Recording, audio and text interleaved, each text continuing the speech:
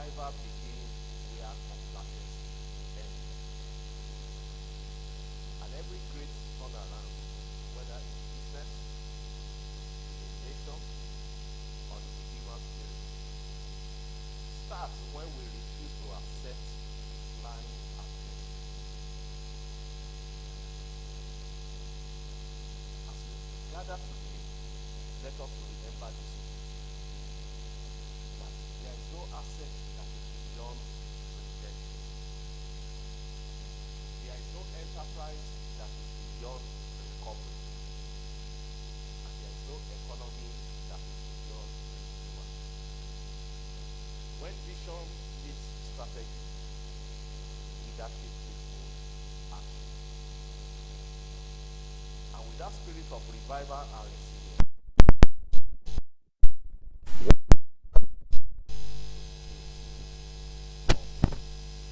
our work.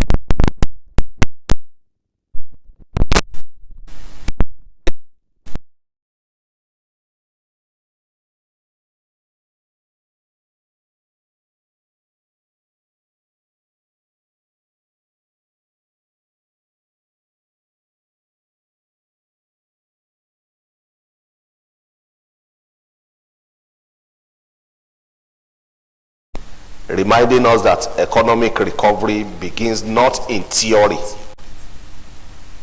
but in decisive and coordinated action.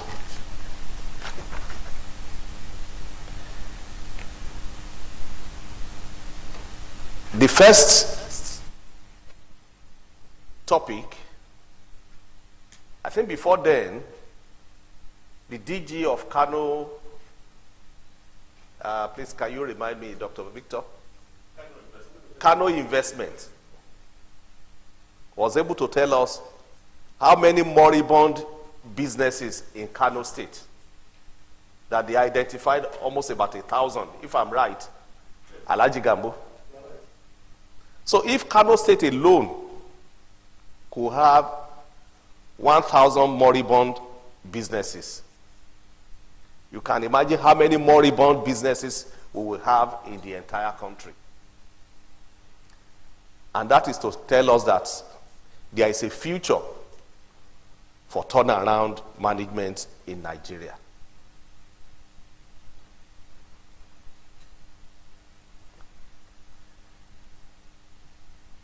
After then, we heard from our president,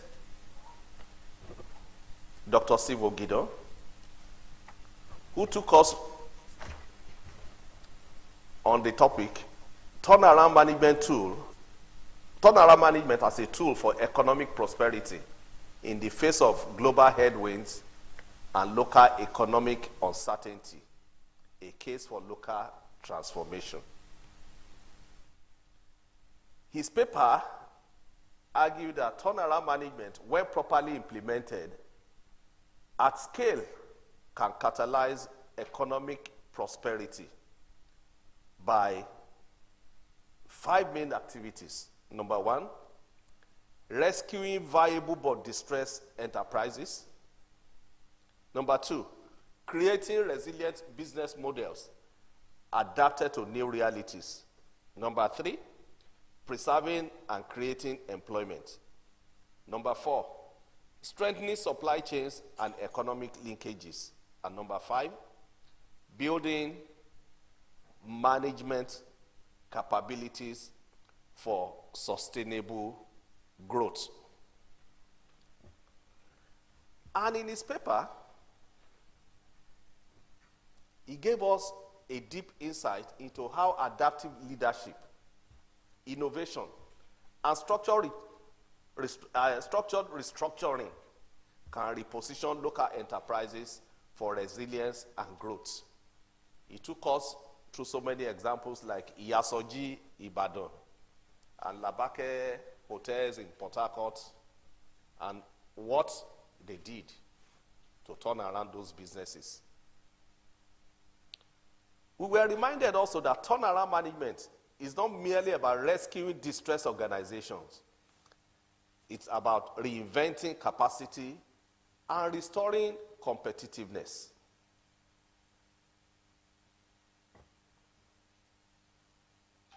And after then, we had a panel discussion.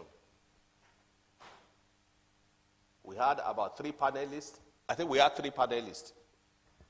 Dr. Naomi, Dr. Haggai, and Dr. Victor Dike. They were here and they dealt justice to the topic, reviving moribund assets, the role of turnaround management. They are seasoned practitioners who share their perspectives from both public and private sectors.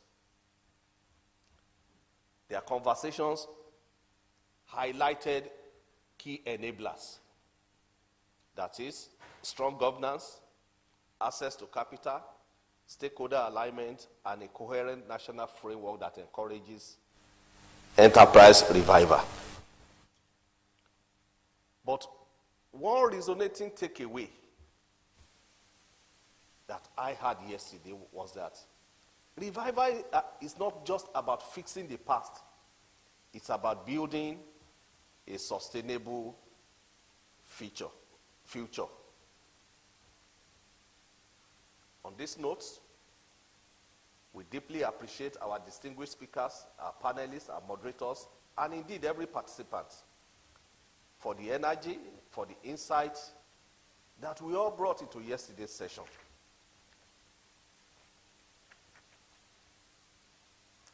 And our contributions affirm that Nigeria's path to economic recovery lies in collaboration, competence, and courage. The courage to face challenges and transform them into opportunities. And those are the things we had yesterday. And so today, we continue that journey with renewed purpose. Day 2 is going to focus on the practical dimensions of turnaround management, how to translate strategic concepts into actionable frameworks that drive measurable transformation.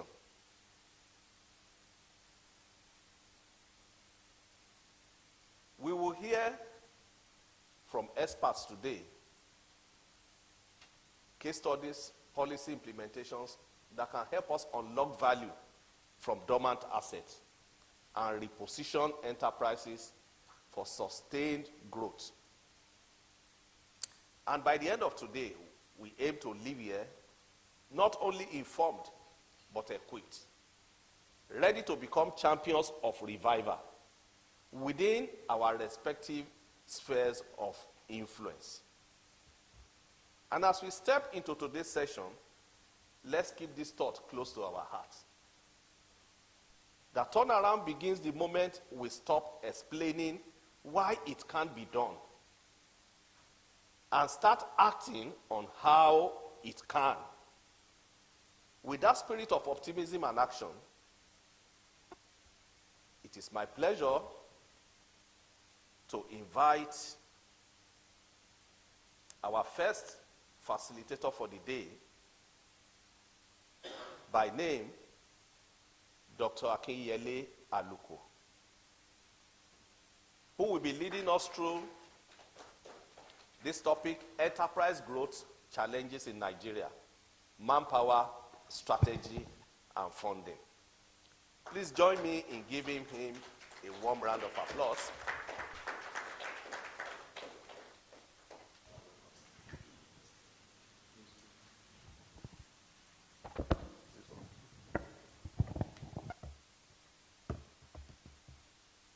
Well, thank you very much. Distinguished ladies and gentlemen, I want to say good morning to all of us. And a very happy weekend in Lagos. We want to look at enterprise growth challenges in Nigeria, manpower, strategy, and funding. And I want to begin by taking a look at what we saw in the hotel this morning. Because at the center of what everything we are saying is manpower development in the country and the trajectory, let me say the trajectory of manpower development in the country. And when I woke up, I saw a lot of youths filling up the whole place, every space in the hotel reception, and so on. And on inquiry, we discovered that they just came to dance. Yeah. They merely came to dance. And I wonder if we have made a call for youths who have some level of competency in IT, information technology. How many people are we going to get? So I want to thank CAS for this opportunity, for supporting this workshop, which is very critical to the development of the country. And I want to begin by, please, can I have the slides on the screen? But I want to begin by sharing the experience from my days in the Lagos Chamber of Commerce and Industry. The Lagos Chamber of Commerce and Industry is a very old institution. It was established in 1888. And when I joined that organization in 2002, it was through the courtesy of another German intervention, the then GTZ, which has now become GIZ. And my experience in the Chamber of Commerce was a very interesting one. I was brought in as an SME consultant, consulting manager SMEs, to help change the growth of businesses in of members of the chamber. But there were brick walls, and the brick walls that we encountered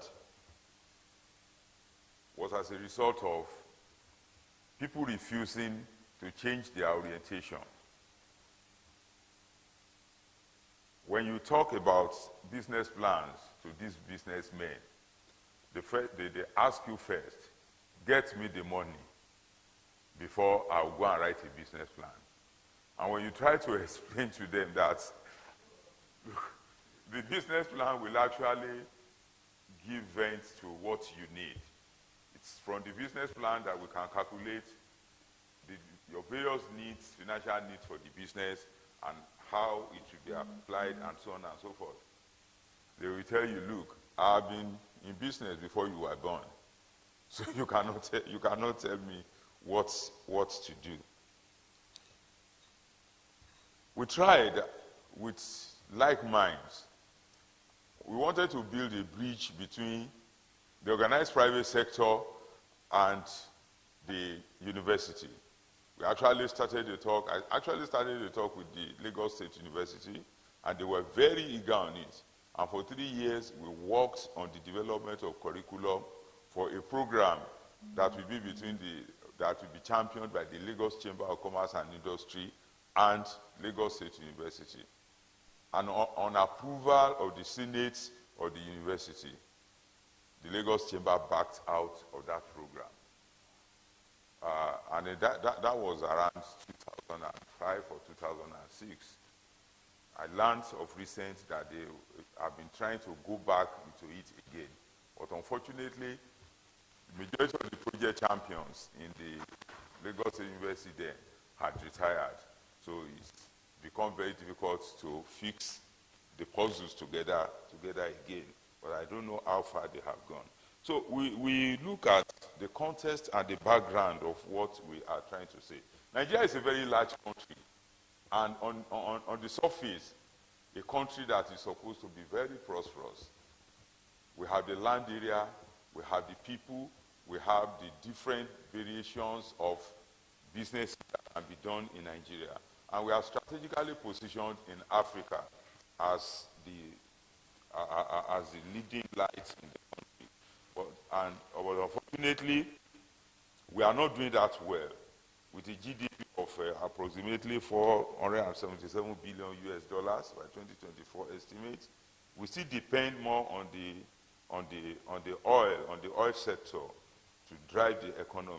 But the micro, small, and medium enterprises that can actually throttle the economy in greater dimensions. We've not been able to do very well with them. Other countries of the world, especially SMEs that have participation in global supplies, they are doing so much. When I saw what Japan was making from production of ordinary bicycle parts supplied to Europe, I felt I could just get something that would take me to the front of the president and say, look at these facts and figures and see that the oil we are even making noise about is not anything when you talk in terms of revenue generation for a nation. So why is this so? Why are SMEs not doing well within the context of Nigeria, of Nigerian economy? We have three key issues here: the manpower deficiencies, strategic weaknesses, and funding constraints.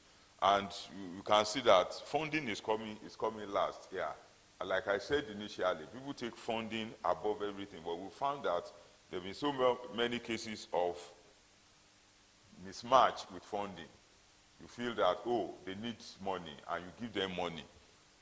Whereas strategic weakness and manpower deficiency is just waiting by the corner to destroy whatever that money is about to build.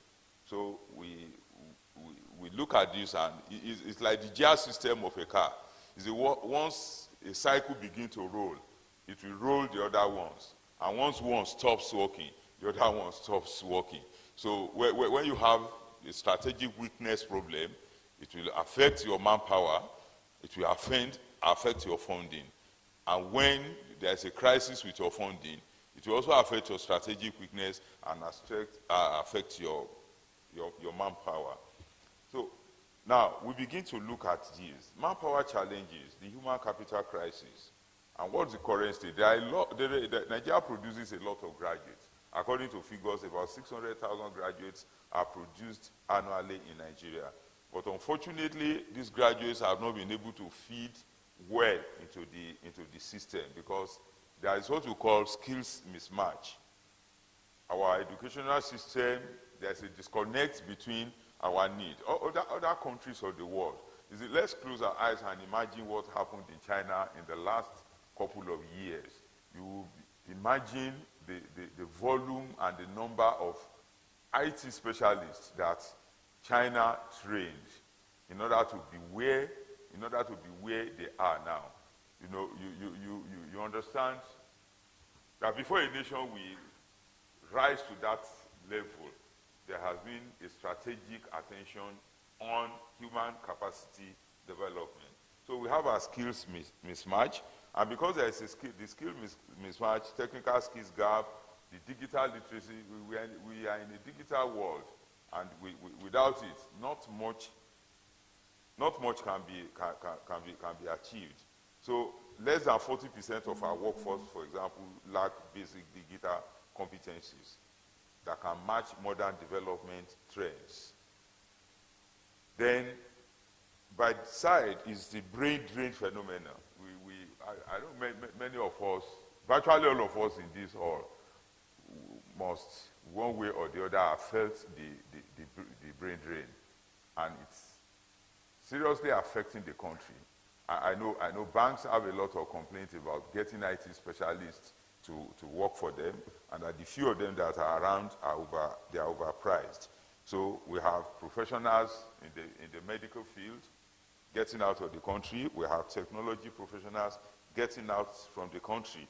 And so our micro, small, and medium enterprises are just struggling to retain skilled personnel against the international competition. And when we understand the way SMEs grow, for example, we know that Schumacher talks about small is beautiful.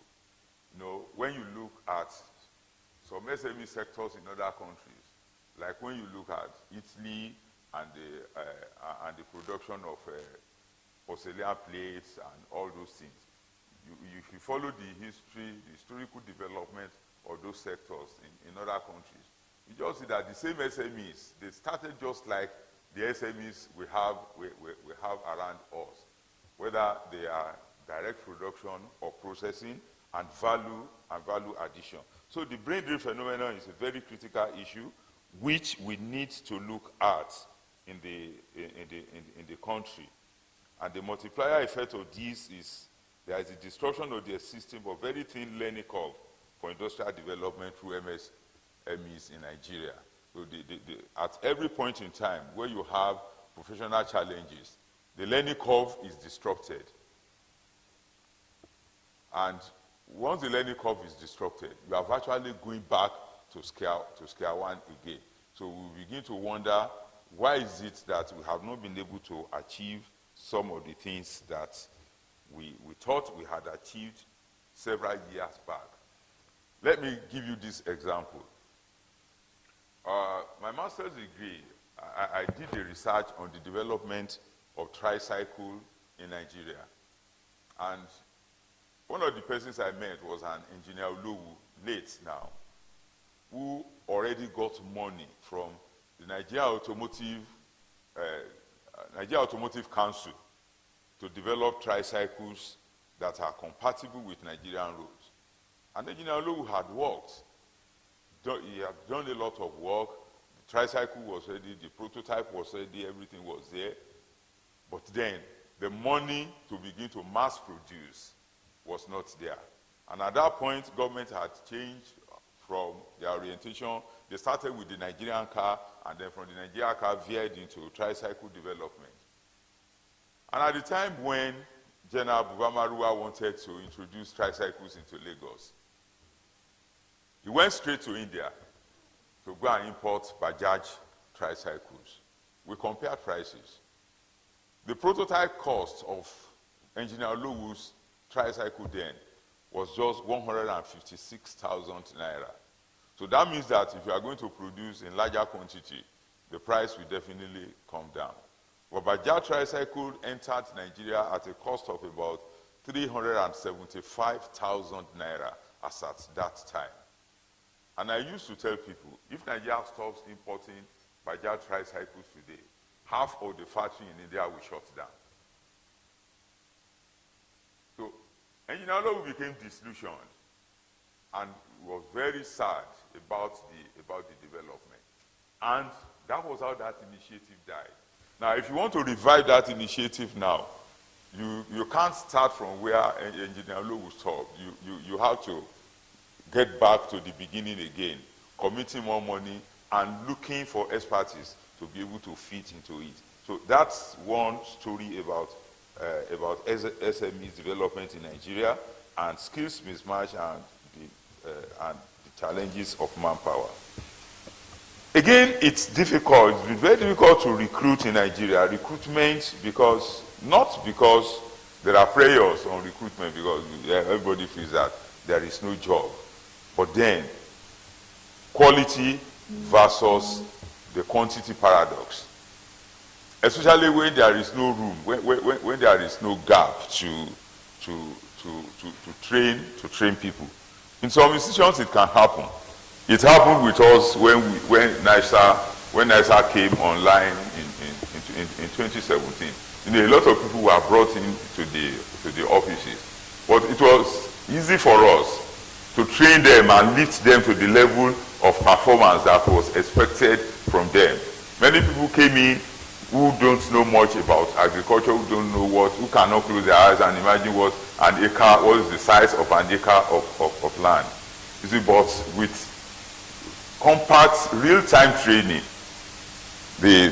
many were developed and they were able to deliver as expected before some other things disrupted it. And again, now the part of the problem is many of these people again have been thrown out of the system, so they cannot continue to contribute.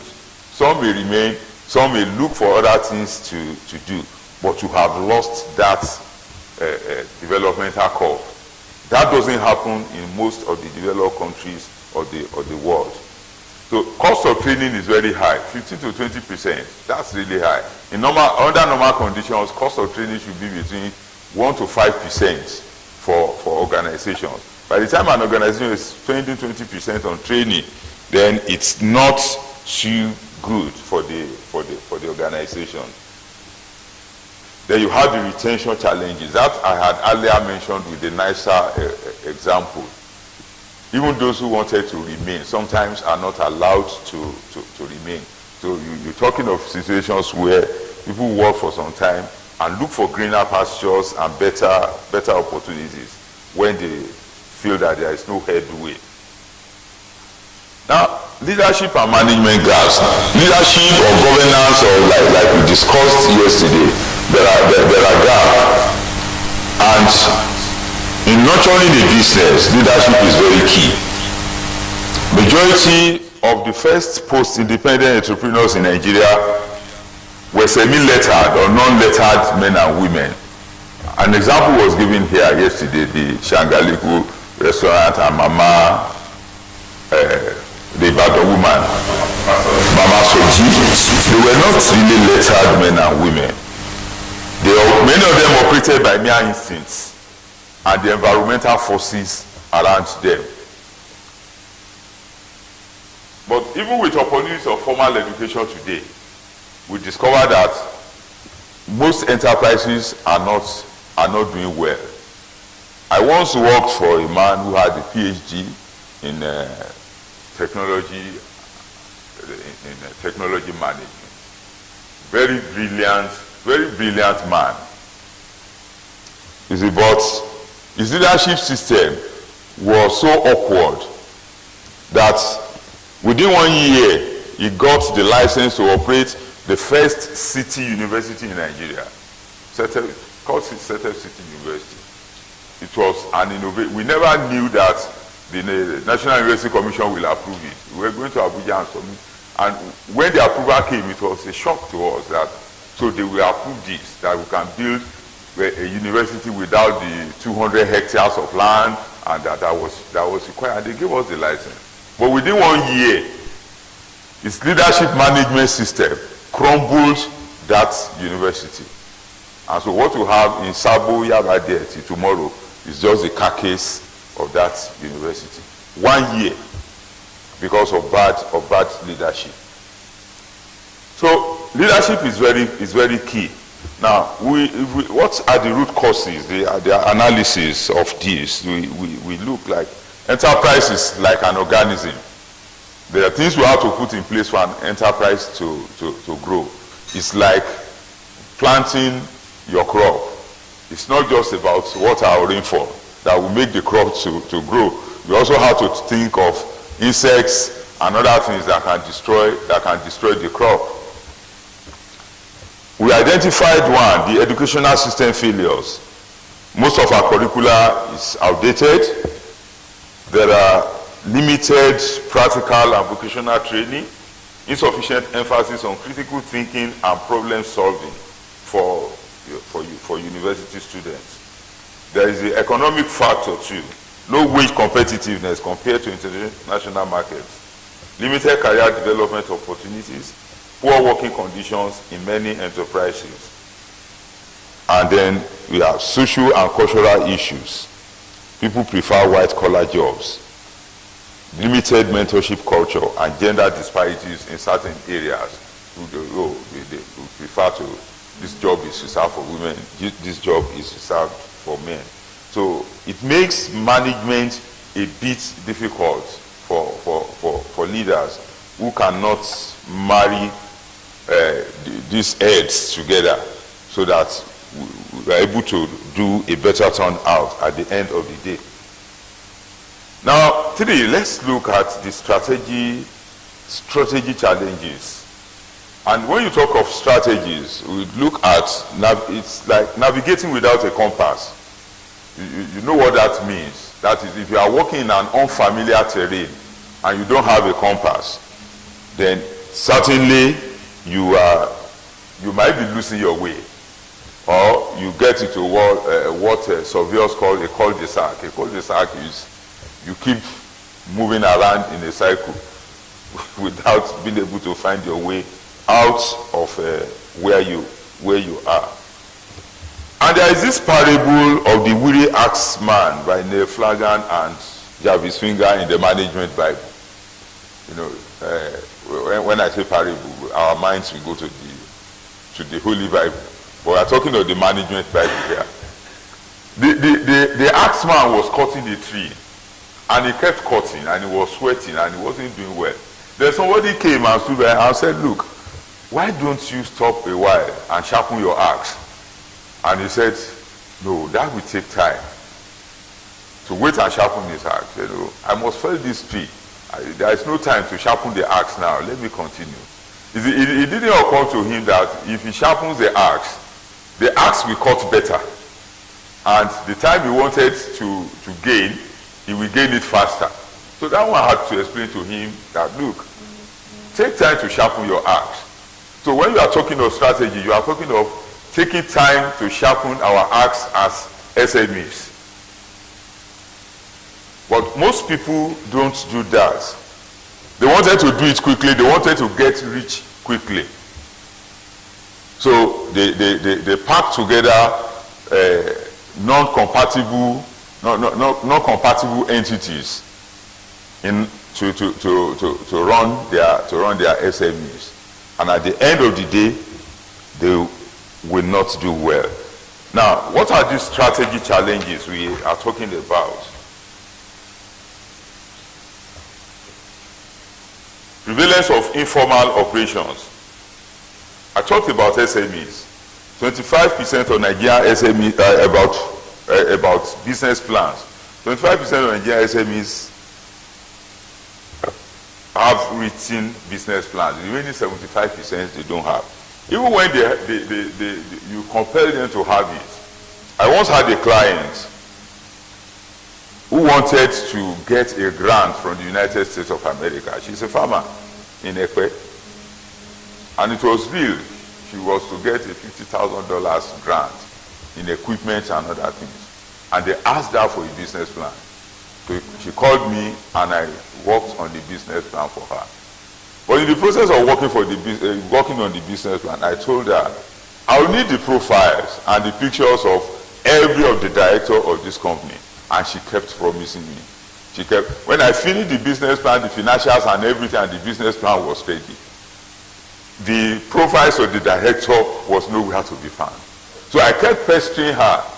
She said many of them are not interested. They kept telling her to come today, to come tomorrow, blah, blah, blah, blah, blah, until she had to travel to the US.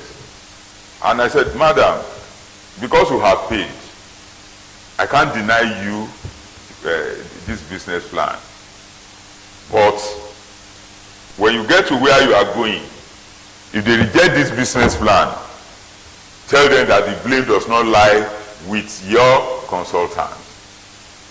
That the blame lies with you.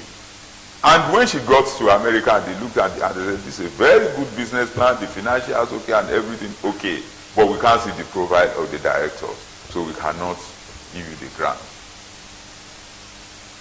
That is navigating without a compass. And a very essential aspect of the business plan was not there, and so it was rejected. So 80% operate on day-to-day basis without long-term vision, because your business plan gives you a long-term vision of the business, and it also gives you a market intelligence. It also helps you to conduct regular market research, so you know what you are looking for in the market. You know what can happen. You know what can happen to the market and what we need to do if it happens to the market. And what are these common strategic mistakes? What does strategy mean in the first place? We need to understand what strategy is. Now, if walking from here to the exit gate of the hotel should take me 20 minutes. And I want to be doing it under 10 minutes. What will enable me to achieve that feat is to put in place a strategy to accomplish it. And what about it that makes us to say, oh, this strategy is okay, this strategy is not okay? The end result. If the end result will boost the SMEs, then you know that, oh, the strategy that has been adopted is a perfect strategy. But sometimes we have a conflict of the strategic decisions in SMEs development. And what is this conflict about? I go back to the Lagos Chamber of Commerce and Industry, where when the Germans came in 2001, when the GTZ came in 2001, the dealership or the chamber were looking towards grants and fundings for their businesses. But the GIZ said, no, we are not giving grants. What we want to do is to set up a business service unit for the chamber, so that the business service unit can be there permanently to assist in the development of businesses that are registered with the chamber. So you can see the strategy of the GTZ then compared to the thinking of the leadership of the Chamber of Commerce. So that means there are common strategic mistakes that businesses will make along the line. Number one, copycat syndrome. When you want to replicate your competitor without a differentiation. And when I talk of the copycat syndrome, I used to tell the story of the two donkeys. There were two donkeys going on a journey. One was carrying salt, the other one was carrying clothes. In the process of the journey, they had to cross a river that has a very narrow bridge. And in the process of crossing, the donkey that was carrying salt fell into the water. The one that was carrying clothes successfully crossed. So the one carrying salt struggled and struggled and struggled, and it was the days of jute bags in the water eventually came out. By the time it came out, water had washed away all its load. And so in their going, it became lighter and was bouncing. And so the other one carrying clothes said, my friend, it's like since you fell into that water, your luggage, you are stronger and healthier, and it's like you are freer. And he said yes. So the one carrying clothes turned back and went and dipped himself in the water. What happened to him? His load became heavier because the clothes he was carrying absorbed water, and so it became more difficult for him than before to walk. That's what the copycat syndrome can do for businesses also. We need to be able to differentiate about what we do. Then an expansion without foundation, premature scaling before establishing core operations. We see cases. One Fayoshe, I don't know whether he's related to Governor Fayoshe. He told the story I read of recent that he started a restaurant business in Abuja and invested 110 million naira. But within 6 months, he had to shut down the restaurant because it was not making any profit. No, the boys he put there were so smart that they said, oh, sorry, sir, the main account is not working. So you transfer your money to my account. So all the money that was... So within 6 months, a restaurant that was established with 110 million naira went underground. That's expansion without foundation. That means he didn't build a proper foundation for his business. And if you had asked him to talk to a consultant, he will have told you that what is in setting up a restaurant that I need to go and pay money to a consultant. And it came down like that. Then there is single customer dependency by many of these micro, small, and medium enterprises. I always laugh at some things that you know also in the religious cycle things happen. In our church we were talking about setting up businesses, and some of us suggested producing bottled water that we branded in the name of the church and so on and so forth. And somebody stood up and said, so where do you expect A, B, and C to sell their bottled waters? I said, what do you mean? And he said, don't you know that A, B, and C in the church that are producing bottled waters, that they only sell their bottled water inside this church. They don't sell elsewhere. So it became a moral issue for you to say, okay, for the church to stand up now, and the church being bigger and with more resources and so on, stand up and begin to produce to counter the businesses of members. So that was the end of the story.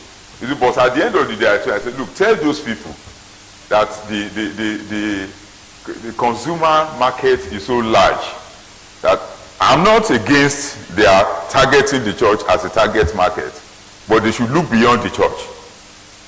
Because one day, like the Bible itself says, a Pharaoh will come that does not know Joseph, and then that will be the end of their businesses. So many of our SMEs are dependent on just one customer. So a business must be competitively positioned. You see, business is not about rivalry. I used to correct that impression. It's about competition. It's not rivalry. It's about competition. For example, Boeing and Airbus are not rivals. They are both plane manufacturers, but they are not rivals. Rolls-Royce and BMW or Mercedes are not rivals. They are just competitors. The same way, SMEs must be able to enhance their competitive positioning. If you look at the automotive industry, for example, we'll see what the Japanese did in positioning. At first, when the Japanese were doing it, it was like, what's wrong with these people? They changed the models of their car almost on a 2-year basis. You buy a Datsun 180K. How many of us know Datsun 180K here? You buy a Datsun 180K this year, by next year, it is looking like something else. And what you have will look so odd. But you buy a Peugeot 504, a Peugeot 504 is still a Peugeot. For the next 10 years, it's still a Peugeot 504. But gradually, they positioned themselves to gain a competitive edge in the automotive industry. And that's exactly the same thing that SMEs also must be able to do. What are your competitors doing? Corporate snooping. You are snooping on what your competitor is doing. It's been from the beginning of time, and it will be able to translate it into your own development. It's not to destroy your competitor. It's just to boost your own business. So competitive intelligence helps us to have a bird's eye view of the successes and the failures and survival instincts of our competitors. It tells us to identify, map out and research and development and innovation needed to remain in the market. Very critical. Because you won't even know where to work or operate if you don't know what your competitor is doing better. Under our competitive positioning weaknesses, we need to understand the market, customer insights, competitive analysis, and market segmentation. When they are poorly targeted, the business has failed ab initio. We also need to understand our innovation deficits. R&D is very key and is very important in development. Unfortunately, Nigeria is still very poor with R&D. Even with specialized universities, we still have problem with R&D. But that does not mean that the individual SMEs should not be able to go into R&D. In every aspect, in every area, I tell people, I said, it's so frightening. Our R&D is so frightening that in some years, even some agricultural products will fade out in the country because R&D has not been done. I'll give you 2 examples. We all know Iru, that's locust beans. You know the trees that produces that seed grows in the wild. It's not planted. And trees have been cut. It's been so bad away that in Ise today, people are logging and cutting mango trees as logs. They have finished cutting all the rocos and the mahogany and the big trees. They are called the mango trees, but they had cut it and sold it as logged. You know, so they are felling those trees. Development is expanding. So you can't point and say, oh, this is a locust bean farm. So in a few years' time, you might not even get the locust bean to produce iru again. Then there is bitter kola. You all know bitter kola. Do you know it takes about 99 to 100 years for bitter kola to fruit? It grows in the wild. Yes. Nobody plants and harvests bitter kola. That's traditional saying. And because of that, the tree is very strong. And now because other trees that are not producing seeds that are useful to human beings have been cut, they have started cutting bitter kola trees as for plants. And so very soon also, because there is no R&D, R&D can be done to cut the years of fruiting in these trees. But there is no R&D to do that. So you just sleep and wake up one day and discover that bitter kola is no longer in the market. And if it is in the market, even now, it's so expensive that I can't afford to buy bitter kola to eat. Because they've almost cut all the trees and nobody is doing R&D to grow it faster. So with R&D also, now when you now talk in terms of technology, how do our SMEs compete favorably with products of SMEs from other countries of the world when there is no R&D? So we have an innovation deficit as a problem. Now, strategic capability building. What are the barriers to strategic capability building? Alvin Toffler, an American philosopher, he once said that the illiterate of the 21st century, he was talking in the 19th century. He said the illiterate of the 21st century will not be only those who cannot read and write, but those who cannot learn, relearn, and unlearn. So the biggest barriers to strategic capacity building are listed below. Knowledge gaps. A lot of people know things which they're supposed to have unlearned, but they refuse to unlearn them. A lot of people need to relearn, but they have refused to relearn. And a lot of people need to learn, but they have refused to learn. So when you have knowledge gaps, and a first-hand experience of some of these things, I was still in the Lagos Chamber of Commerce and Industry when Asiwaju S.K. Onofookon was the president. Asiwaju S.K. Onofookon is the owner of Coleman Cables. How many of us know Coleman Cables? Yeah. You see, he was at the time the president of the Lagos Chamber of Commerce and Industry. There was a marked difference. You see, because this is an entrepreneur that is coming from a very long way. One of those who will say, were semi-illiterate who became big-time entrepreneurs. You could see the difference in his administration with others who were there before him, who were not real entrepreneurs. They were just chanced to become presidents of the chamber. Then, after I left, somebody most of us will know, I know Dr. Gideon, we know her, Tokima Bobuje, became the president of the Lagos Chamber of Commerce and Industry. You see the difference. Tokima Bobuje is a seasoned consultant. And immediately I just called her, I said, congratulations, Mama.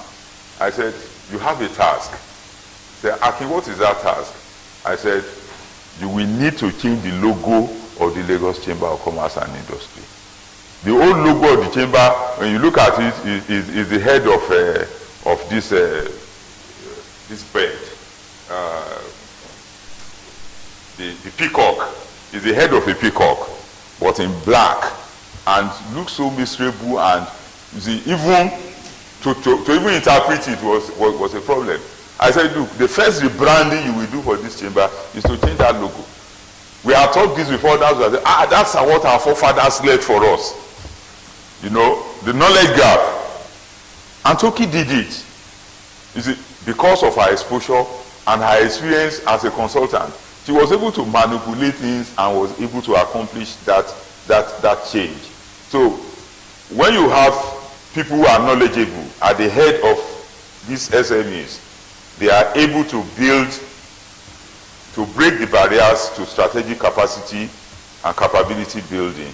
Resource constraints, time limitations for owner managers There are some owner managers who are still working somewhere. They have a business and they are running it by the side. Some of them are also not there. They are somewhere and somebody is running the business for them. Financial constraints for hiring strategic expertise. When you begin to talk of paying consultants, it becomes a problem for people. Limited data availability for informed decision making, and the institutional weakness. Institutional weaknesses. Weak industry associations. When the blind lead the blind. I don't know how many of us know that in Lagos, for example, in fact, I think in the whole of the Southwest, pure water, across all pure water producers, is expected to sell at the same price. How many of us know? Yeah. Now, if I set up a pure water business 5 years ago, is my production cost or my return on investment, is it supposed to be the same thing with somebody who is setting up his pure water business this year? It's not supposed to be. But they have compelled everybody to sell at the same price.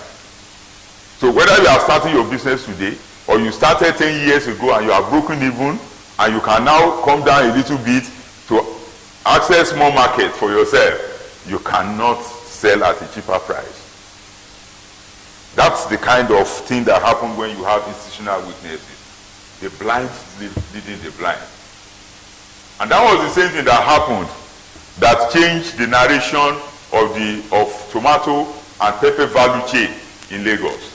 You know what happened? How many of us know this story I'm talking about? The tomato and pepper value chain in Nigeria. You know tomato and pepper, the bulk of what is consumed in Lagos comes from the north. In years back, 1990s and early 2000s, when tomatoes are coming in, the Yoruba market women who resell will gather themselves together and say, we are buying a basket of tomato for this amount, every one of us. And once they agree on that, and when the northerners bring in the tomato, whether the price favors them or not, they must sell. Because they cannot take it back. What's the lifespan of tomato and pepper? So they cannot take it back. So even if they have to sell at a loss, they still must sell to them. And then when they buy it at such ridiculously cheap prices, they come back and sell it at very high prices in the market. So strategically, the northerners thought we should break the value chain and get into the value chain. So all of a sudden, you suddenly see northerners selling tomatoes in the markets in Lagos. If you get to the market close to my house in Moribund, everybody selling good tomato there is a northerner. So they can now buy at prices that are friendly to the producers. You see the way they edge, the Yoruba women edge themselves out of the business of retailing tomato, all because of the greed where the blind is leading the blind. So unknown to, like pure water sellers, many of the new producers who are supposed to look for other means of making their products enter into the market did not need to stress themselves because a price has been fixed for them. But they became less competitive to the older ones. And so they drop out of the business, leaving those older ones who are dictating the pace for them. Now we move from strategic thinking to funding challenges and the problem of capital. Now, finance is a recurring problem. Like I said, in those days, when you say, what's the main problem of SMEs? It is what? Funding. And when we look at it, it said the credit gap in MSME funding in Nigeria is 158 billion US dollars. That's a very huge amount of money. And as of 2024, total Nigerian deposits, Nigerian banks deposits, is 140.97 trillion naira. And the great credit gap of $158 billion, when you converted it to naira, is 230 trillion naira. So that means even with the best of intentions, the banks cannot even meet up with the credit gap in the funding of micro, small, and medium enterprises in Nigeria. So if the banks cannot meet up, even we can blame them for things they have left undone, and we can blame them for things they ought not to have done and they have done. But given a right understanding of the business landscape and the interrelationship between it and the finance landscape, without committing the copycat error, the funding challenges can be tackled to the advantage of both the borrowers and lenders. That is what we need to look at and we need to work at. And how do we now access the finance landscape? We talked of the gap. We have agreed now with these figures that even the banks cannot meet up. Let's look at the sources of funding. The traditional banking is there, but then the cost of the funds from the traditional banks is extremely very high for SMEs. Documentation process is also very high, and they have risk-averse processes in them. They want to take the minimal risk. Alternative finance, the microfinance institutions, they are limited in scale.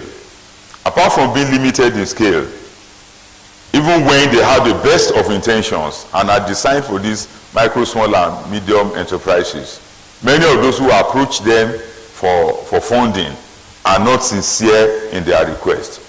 And because they are not as strict as the regular banks about giving out money, in most cases, they give out monies that never come back to the bank. The fintech lenders are also so high, they deceive you, tell you if you get 300,000 naira in 6 months, you will pay back 304,000 naira. And if you are not smart enough to think that, how can you borrow me 300,000 naira and in 6 months you will only get 4,000 naira on top of it? What kind of business are you doing? By the time you get yourself committed to them, many people fell into very serious problems with them. I've had like 3 cases of our church members like that whom we have had to bail out from this problem. Informal sources of family and friends and money lenders and so on and so forth. You see, today, even if the family person has that kind of money, the first thing we tell you is, well, you know what the country is talking now. So once you know what the country is talking, you will not bother that person again. Then investment capital. The venture systems in the ecosystem is very limited. There are more or less no angel investors again. The few angel investors are in areas that rapidly turn over their money, and mostly the tech sector. And then private equity are focused on larger deals. You can't go and sell shares now as an SME unless you've reached a certain scale before they will allow you to come to the floor of the stock exchange. There are also structural impediments, supply side constraints. Like we said earlier, banks see SMEs as very high risk.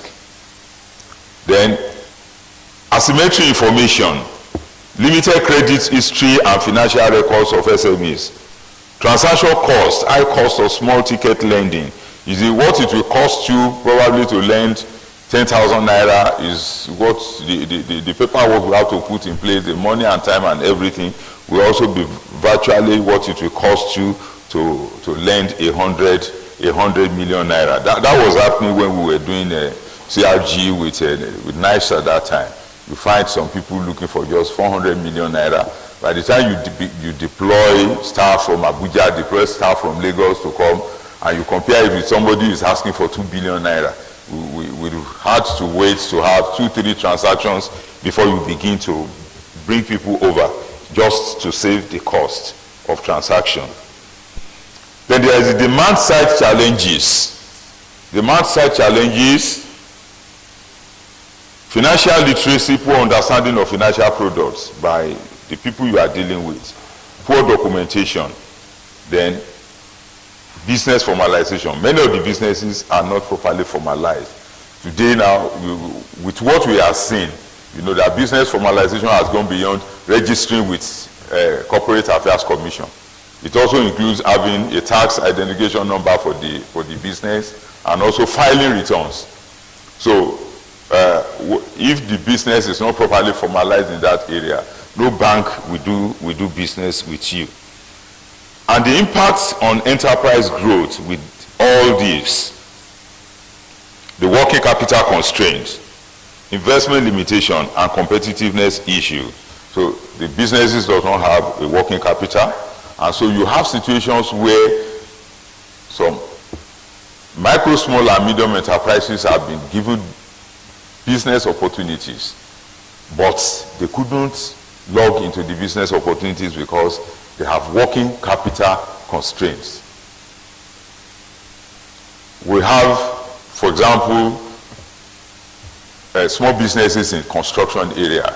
You know, one like that got a contract to rehabilitate a road, but he couldn't even raise the money to hire an earth mover, you know, the huge caterpillar that will start the work. And the people that are giving you, government is giving you contracts, they don't start with money. So they eventually lost out in the business because he couldn't raise the capital to commence operation. So you imagine when that one will grow to become a Julius Berger once he couldn't lay his hand on working capital. Investment limitation. What are the things that can limit your investments? Equipment upgrades, minimal technology adoption, and constrained expansion plans. If the if the enterprise is not is not programmed into more investments, there is a problem. Then the competitiveness issue. If your operational cost is higher, if you have a reduced bargaining power, and you have a limited market reach, all this will impact on you negatively, and so you might not be able to compete well. Now, these challenges, like we said, are interconnected. Challenges are an integral part of businesses, regardless of innovative capacities of the business. However brilliant you may be, however rich your business may be, it's certain that challenges must rear its head. It's like you want to drive in Lagos without challenges. It's not possible. So at one stage or the other, challenges will rear their beautiful heads. I call it beautiful heads. I don't want to call it ugly heads. Is it because we always say in those days that skillful pilots, they gain their experience from storms and tempests. You can't beat your chest and say, oh, I'm a seasoned pilot or a ship captain if you have not scaled through storms and tempests. So challenges will rear their beautiful heads. And for those that are already ready for them, they embrace them. Because with the challenges, you are able to do what? To go into innovation and progress. Kodak was mentioned here yesterday. You see, the challenges started coming, and Kodak refused to embrace the challenges. They just stood there and talked that, look, our position is too consolidated. What people are saying cannot happen. No. Photography will always be the exposure field. How do you do photography without the exposure field? That was what Kodak was thinking about. So he didn't embrace the challenge. And by the time it dawned on Kodak that, oh, we are coming to the end of the road, it was already too late. So we need to embrace challenges as SMEs before they snowball into a vicious cycle that can send the business into an early grave. The faster challenges are embraced, the better for SMEs. And what are these vicious cycles?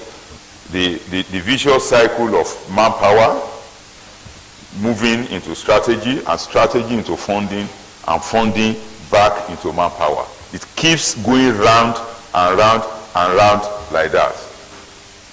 And because of this vicious cycle, manpower vicious cycle, SMEs are not doing well in Nigeria. If you are looking for tilers in Lagos today, the best tilers you will get are tilers from Togo.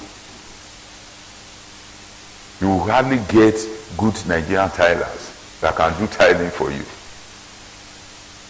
In my many years of driving and servicing a car, the best mechanic I've ever had up to today, and the most trusted, that when he says this thing costs 10,000 naira, and I know that it is 10,000 naira, is a Togolese. So we're totally lacking in manpower. So it becomes a vicious cycle. Because of the absence of manpower, strategy is failing. And because strategy is failing, funding is failing. And because funding has failed, manpower will also again fail, and it will move again like that, and on like that. And so we have talked, and so it becomes a compounding effect. And the compounding effect now leads to operational inefficiency. Productivity is totally reduced. Growth is stagnated. And then mortality rates does what? Jumps up. So you wonder why in Nigeria, with the place of oil, I'm talking of automotive oil now, and petrol and other things, there are still petrol stations that are shutting down, that are closing down. Manpower problem. Operational inefficiency comes in once there is no manpower to work, and then the business stagnates, and all of a sudden it shuts down.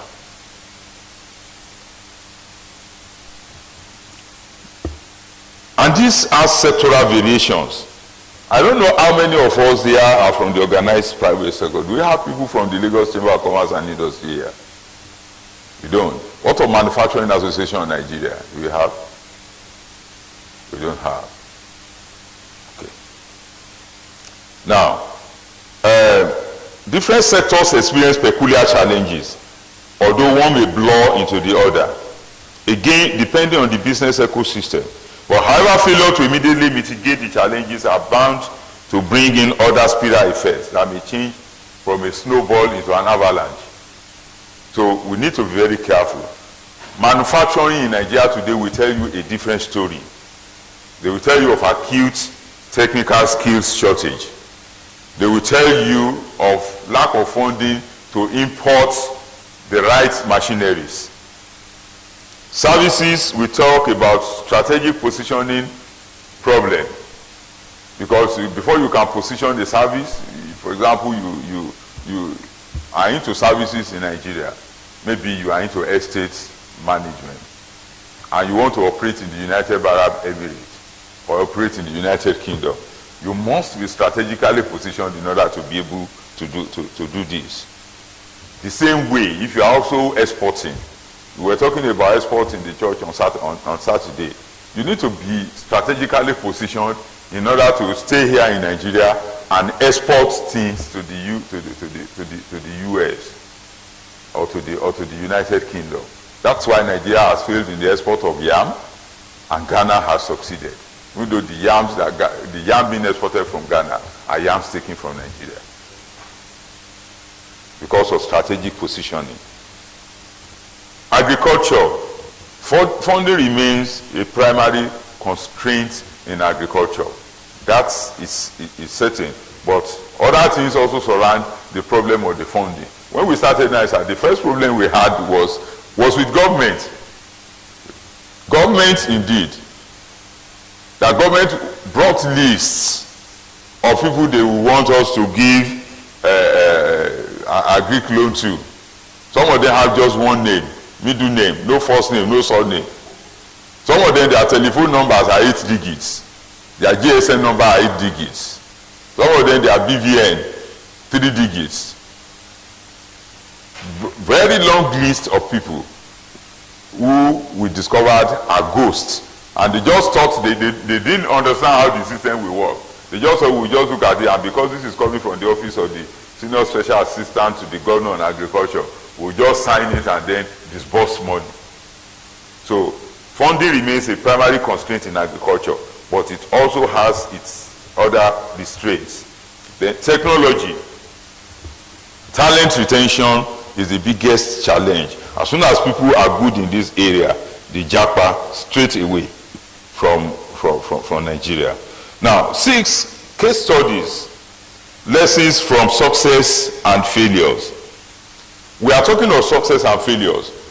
You see, success can be seen from the beginning. From the beginning, you can know that, oh, this venture is going to be a successful one. And from the beginning, you can know that this venture is going to be a failure. I'll give 2 examples from church members. One is late now, very elderly man. He worked in Nitel and retired. And then he wanted to set up a palm oil processing plant and decided to set it up in his house. His house is between Dokwemu and Agege in Lagos. A palm oil processing plant. So he had done that long time ago and it couldn't function. So one day he called me in and I looked at it and I said, Daddy, first question, Daddy, is it what made you to set up this plant here? He said because of the proximity to his house. And I said, he was from Elisha. And I said, why didn't you go and set this plant up in Elisha? He said he cannot leave Lagos to go and live in Elisha. So I said, why is it that the plant did not start rolling? He said it's after he set it up that he discovered that it would be very difficult to bring in the raw materials. Of course, where do you ship palm kernel to Agege in Lagos? Where is the palm kernel coming from? Even if it is coming from Ekpe, it's a distance and it's a cost. so he had that problem until he died. That plant, at a stage he said he wanted to sell it out. Then we brought in a few people who looked at it and said, oh, this machinery is obsolete. That was the end of the story. It was a stillbirth. There's another one. A church member also today is living in the United States of America with his son, who is an American Marine. He has abandoned those things. He set up a cocoa producing plant in Ado-Ekiti. That's good enough. The raw material is close to the raw material source.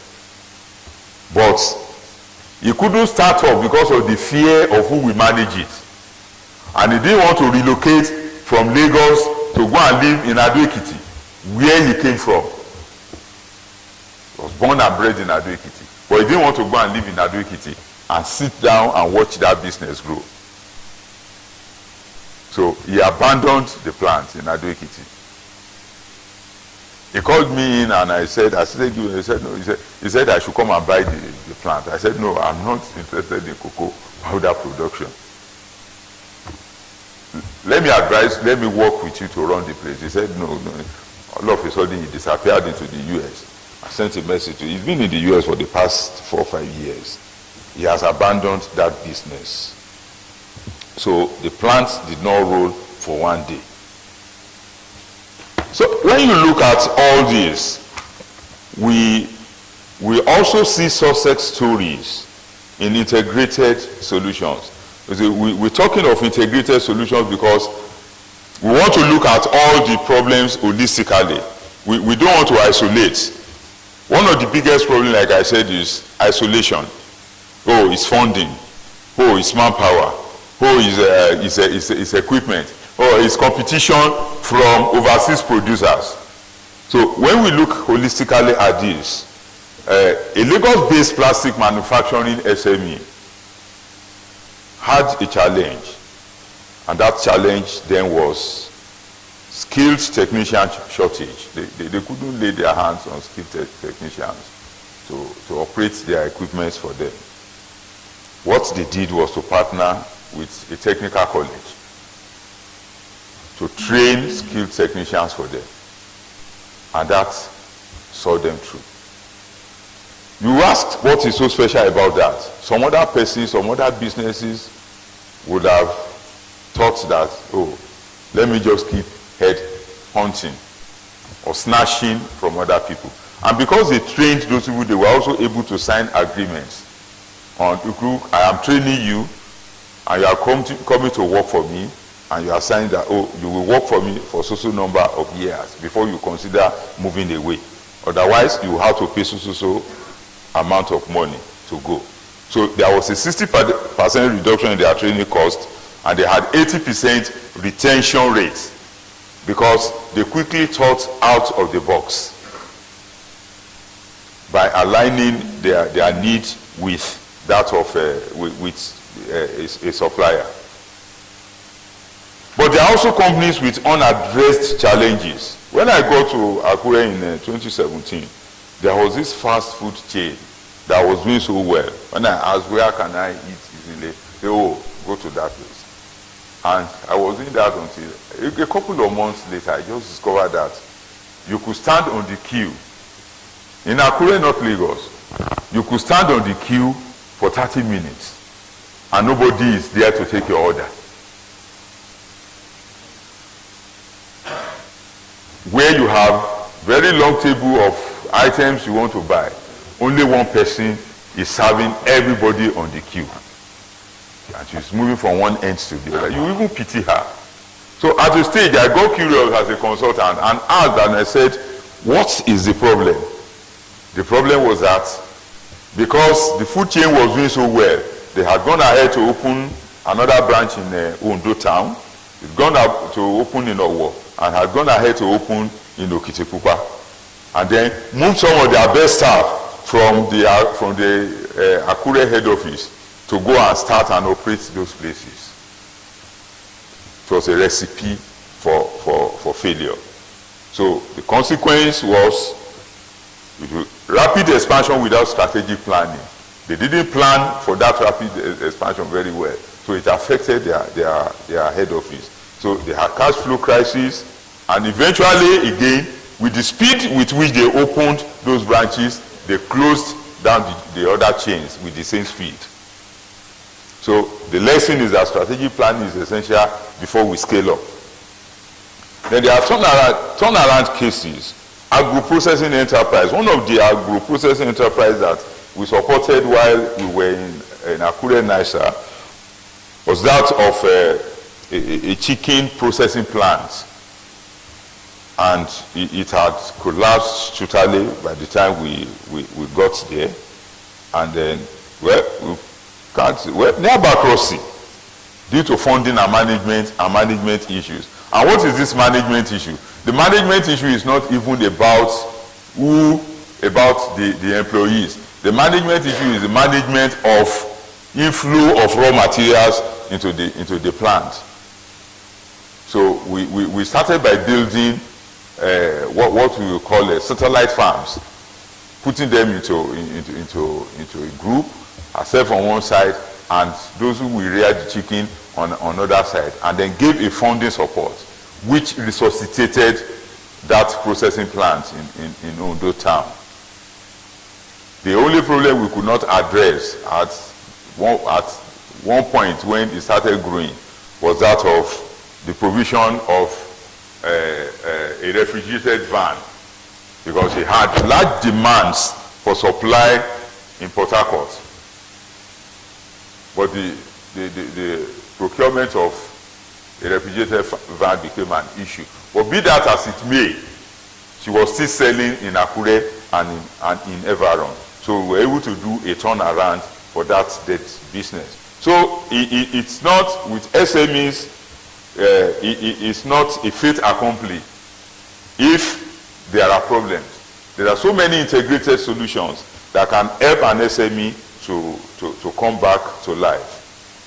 So, and what are these integrated approach? Recommendations. There is more to strategic planning than arranging for a few company eggheads to lock themselves away in a retreat to formulate a document that they hope will lead to business to new levels of profitability. It's not just about, it's not an in-house thing alone.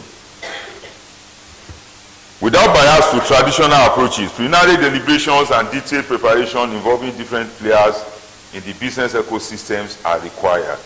So the integrated approach, as detailed below, will help invite new voices into the strategy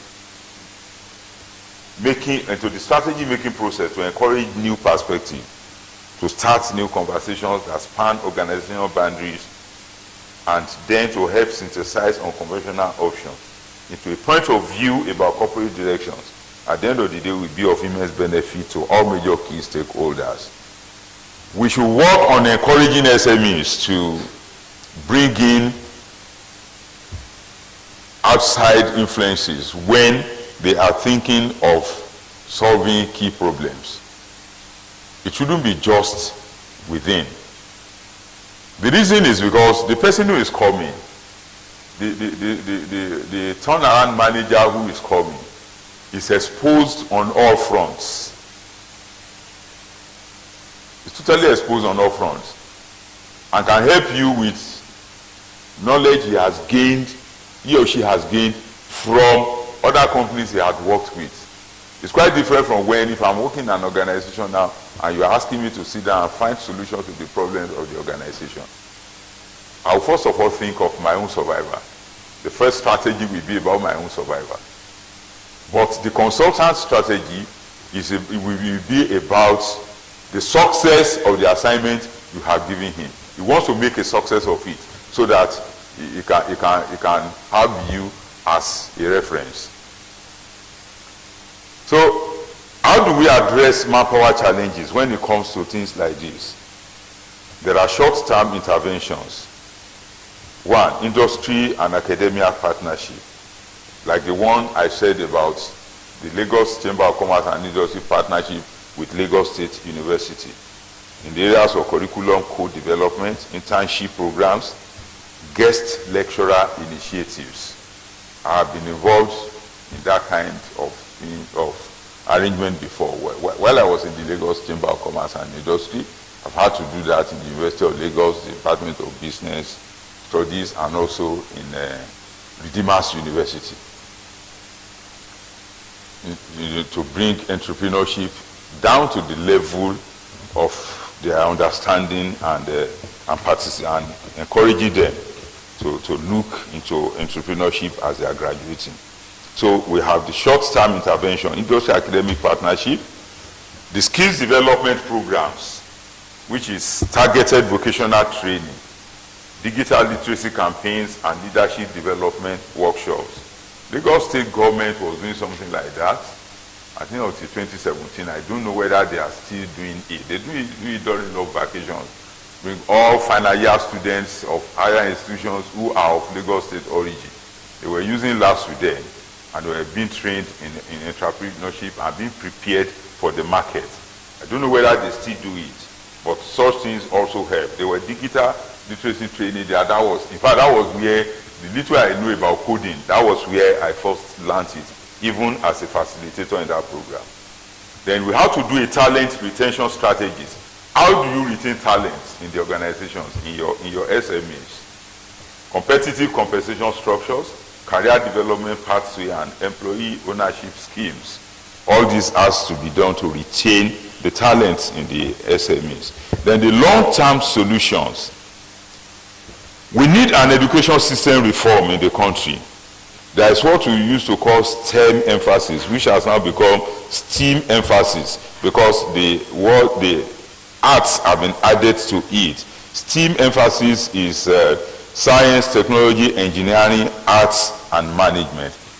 Emphasis of our educational system on the science part of it, the technology part of it, the engineering part of it, the arts part of it, and the management aspect of it is very important. You know, because of orientation, why is education so important?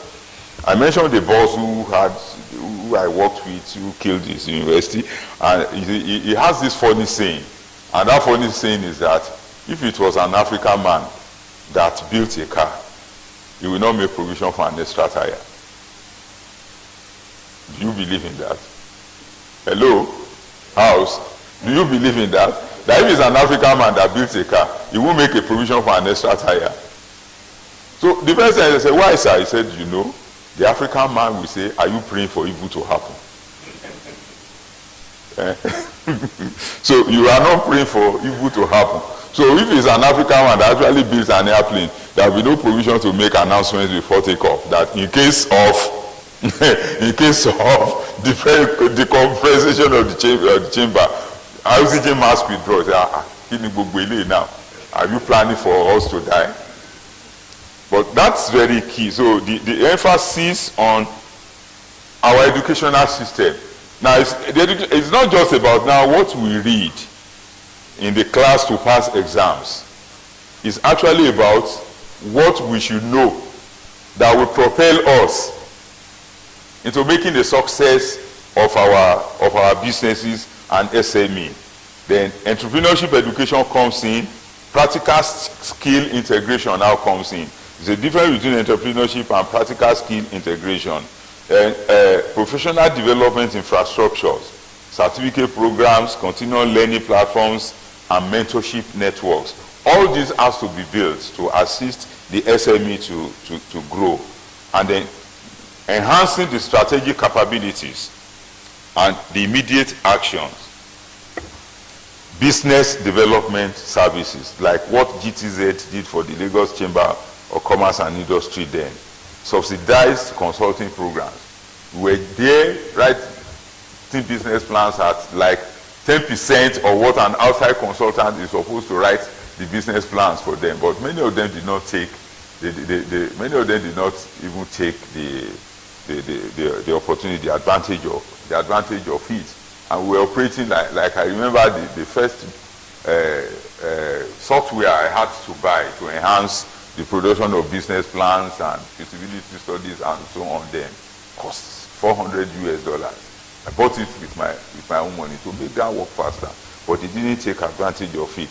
You see, so we need business development services, like somebody said there yesterday, and one of the panelists, about some of these things going down to the local government levels, so that in local government offices, there will be business development service providers being paid for by government that can even talk to the woman that is still carrying her own amala on her head.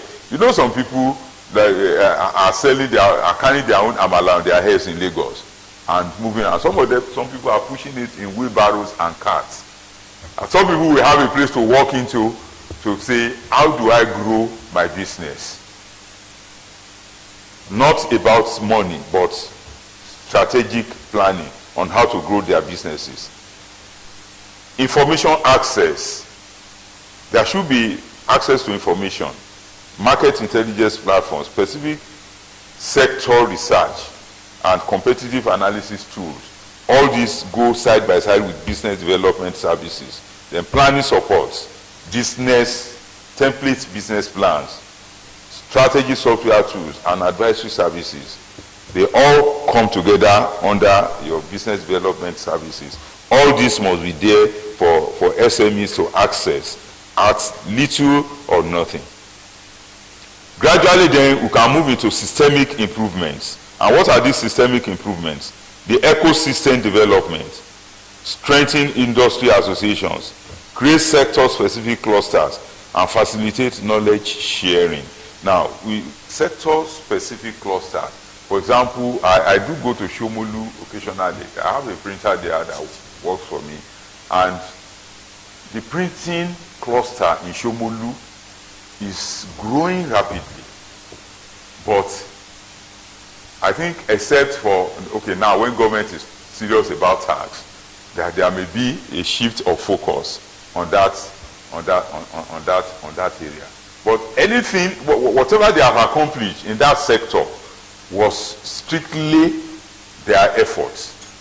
I asked my printer, how is it? Because there are occasions I've had to sit there for like 4 or 5 hours, and the light did not blink. How is it that you have this regular supply of electricity?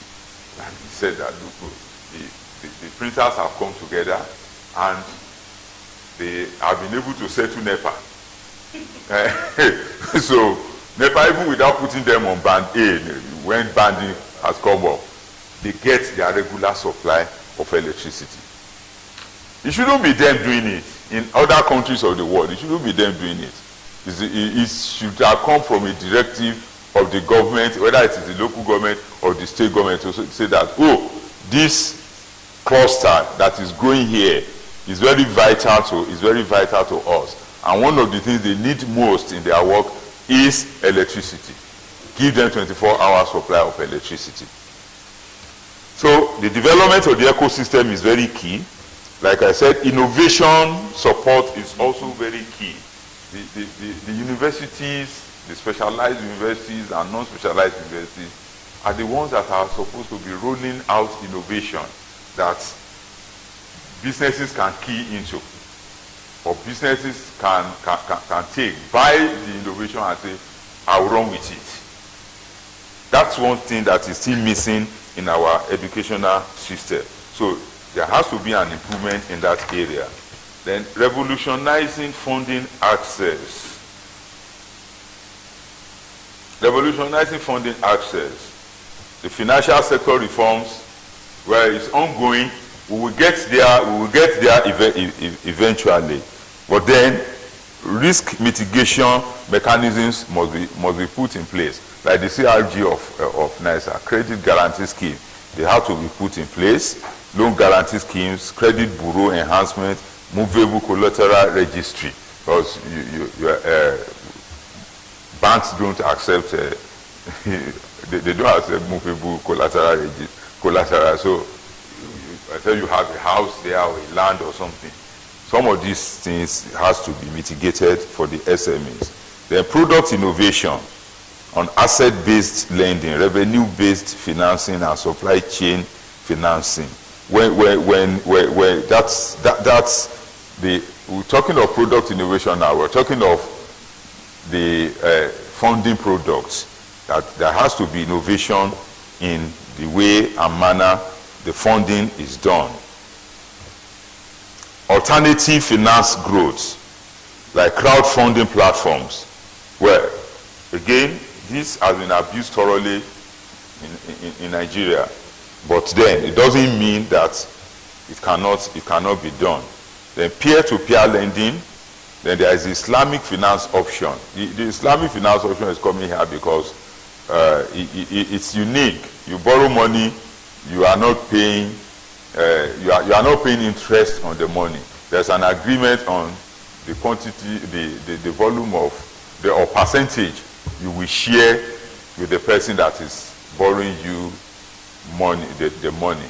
You are not paying an interest, but you are just sharing a percentage of the return on investment. So all this has to be considered in revolutionizing the funding access to SMEs. We should not just leave it to the banks alone. There's also the demand side intervention. Those who are demanding, they have to be financial literacy and formalization support. Business finance training must be given to all SMEs, those who are managing them. Digital financial services adoption, they have to be able to adopt it. Investment readiness and programs. If they learn some of these things, it makes their work so better. There are softwares that you only need to key in a few figures and every other thing will come up without much stress. Then supports must be formalized. Simplified registration processes. Tax incentives for formalization and business development grants.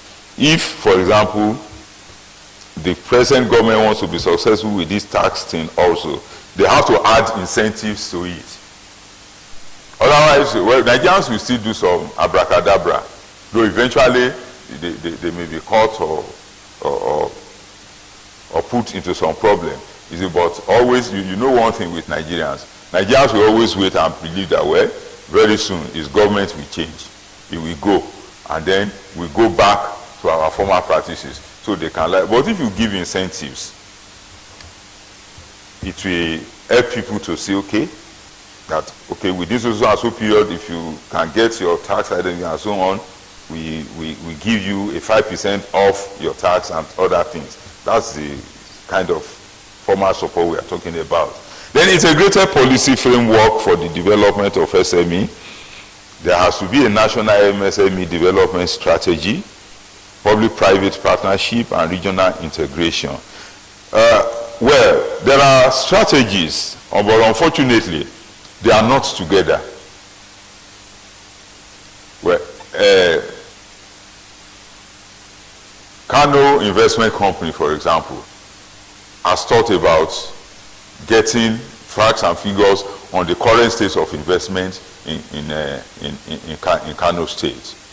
That's a very good one. But then, how many states of the Federation are also doing that? How many states of the Federation are thinking about that? Then what is now, what is the Bank of Industry or Bank of Agriculture? What are they thinking? What they are thinking? What is the thinking of Smedan? Are they unified? There was a time when I was in Akure and the late governor Akeredolu constituted. It's very sad that that's the way we have valued it. There are regional value chains that can actually be exploited, but the way they are being exploited, you know, there are people here in Lagos whose business from beginning of time is smuggling, and nothing can stop them from smuggling. So they draw back our regional integration in terms of trade and produces. Knowledge exchange programs within the regions must also be, but I doubt if we are doing such things. It's not there yet. We need it. So what's the implementation roadmap? It's about getting out of the fire drill mentality that creates bigger fires from the vicious cycle of putting out grass fires while the giant oaks are already on fire. You know, the fire drill mentality.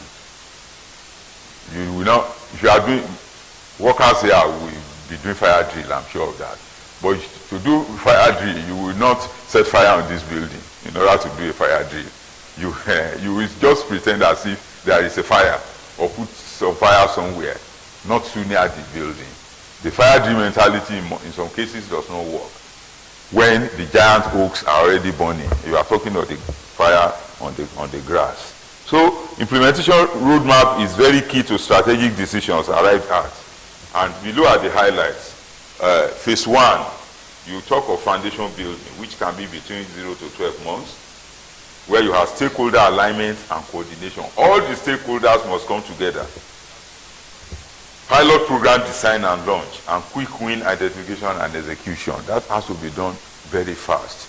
With benefit of hindsight, each time I remember the efforts we put into using cassava for bread when Obasanjo became president.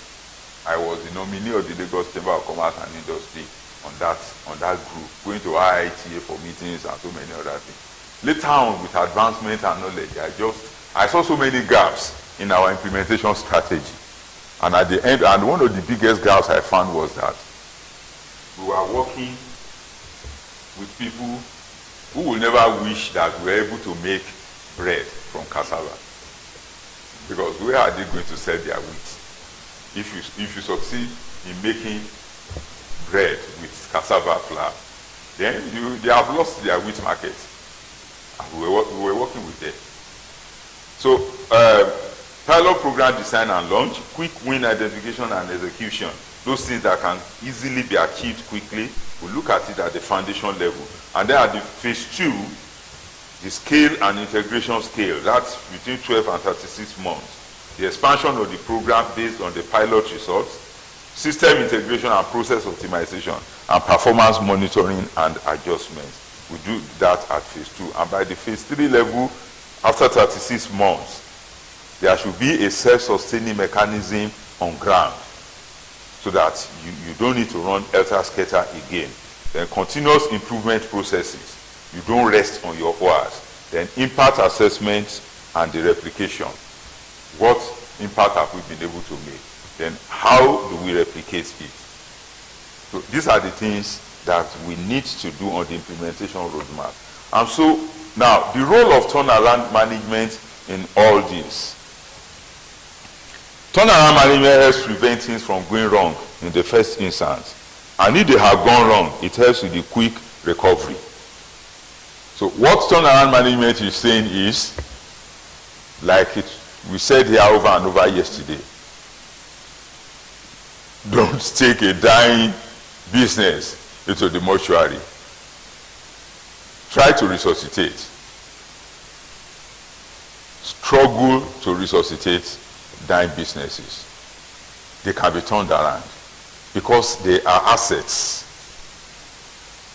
Unfortunately, because we have not been able to put value on some of these assets, we don't know the enormity of what we have lost as a nation when we allow enterprises to die the way they are dying.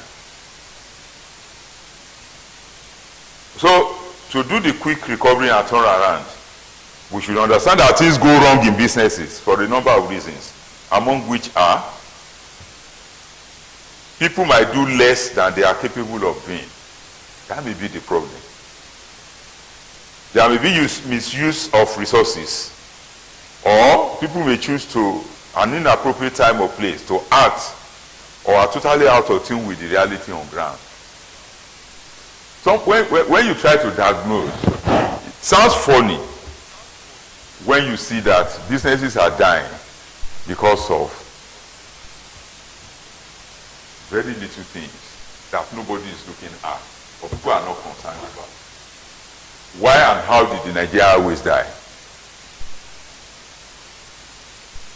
You stay in the airport, you bought a ticket to London, and for 4 days you are in the airport, waiting to be put in a plane, and Nigerian Airways planes are leaving for London.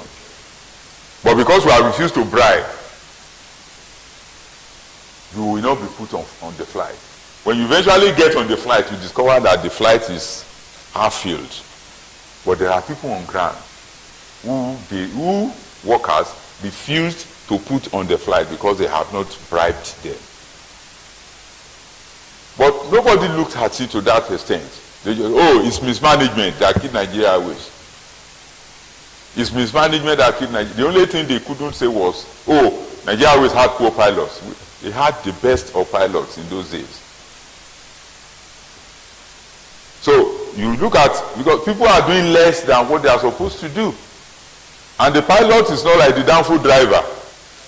It doesn't, he will stand up to come and look into the cabin to say, why is this plane half filled? I'm not going. The downfall driver will remain and be shouting, you should until his bus is filled up. But the pilot is not like that. So he flies a half empty plane to the US, and he's burning the same fuel that he will have used if he has carried a full loaded plane. And so gradually the Nigeria Airways did what? Fizzled out. So turnaround management needs to look at some of these things, do a crisis intervention. Your turnaround management professional will address immediate enterprise distress by rapid assessments of core challenges, prioritize intervention strategies, and stakeholder management and communication. Everybody has to sit down and he will communicate to you. This is the problem. The turnaround manager is not a magician, but is a trained and a seasoned consultant that knows what should be done. Then he puts in place a sustainable recovery process for the organization. And this requires addressing root causes and not just the symptoms. Building resilient business models and creating value for all stakeholders. Building resilient business models.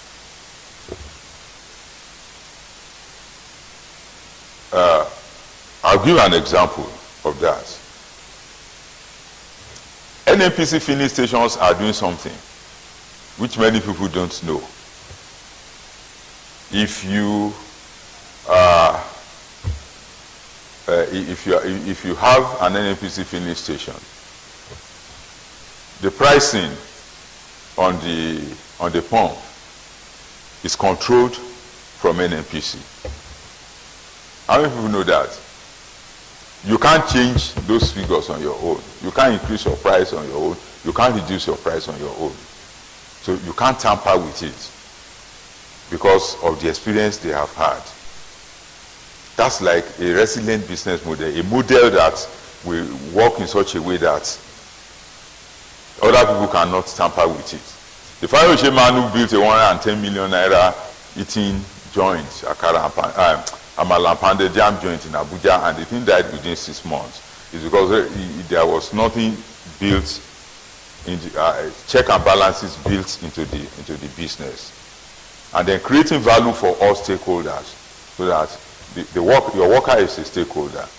What's the value that you are building into the worker that will make the worker to be committed to what you are doing? Then number 9.3, preventive measures. Proactive approach includes early warning systems. The turnaround manager will give you early warning system that when you begin to see this, take note of this. Then regular business health checks and continuous capacity building, so that your workers in November 2025 are not the same workers that are not on the same level when you are talking of November 2026. There has been an improvement, and it's always very good to do that. Many SMEs don't want to do that because they think, oh, when this person eventually leaves this place, then it goes away with all my investments and so on and so forth. But if you are able to work on it very well, you will still get the best from that employee before he or she decides to move on. So conclusion is a call to action. Nigerian enterprise growth challenges require urgent coordinated action across manpower development, strategic planning and funding access. The interdependence of these challenges demands integrated solutions that address root causes while providing immediate relief to struggling enterprises. Above all, enterprises owe it to themselves to survive. They must also be able to translate from self-pity imposed by the ecosystem on them into resilient, innovative, and competitive enterprises that can play locally and globally. If China had remained in self-pity, the picture of China we were seeing in those days when we were younger, you pity, you say, who are these people? Why are they so? Even Malaysia. My dad had a history book. The title is just Malaysia. Big book like this. When we were younger, when we were still in primary school, when we could only read the pictures, we would just be looking at those pictures and say, these people are suffering. These people are suffering. But today, Malaysia has moved away from self-pity. China moved out of self-pity. My sister was telling me that China they have developed a shoe you can actually put on and walk on water in China. And I'm sure that if they begin to export it to Nigeria, many Nigerians will buy, especially this generation, the ones that we saw queuing up outside there. They will walk and dance on water with those shoes. So because they moved out of self-pity. So SMEs need to move out of self-pity. Government is not seeing us. Government is not thinking about how we are going to get funds. We must move out of self-pity imposed by the ecosystem and be resilient and innovative. The Wright brothers, when they were putting the airplane together, they had support from nobody. They didn't have support from government. They didn't have support from their parents. Their father, who was a bishop, and the church had already concluded that God will never give anybody the strength to build a machine that will fly in the air.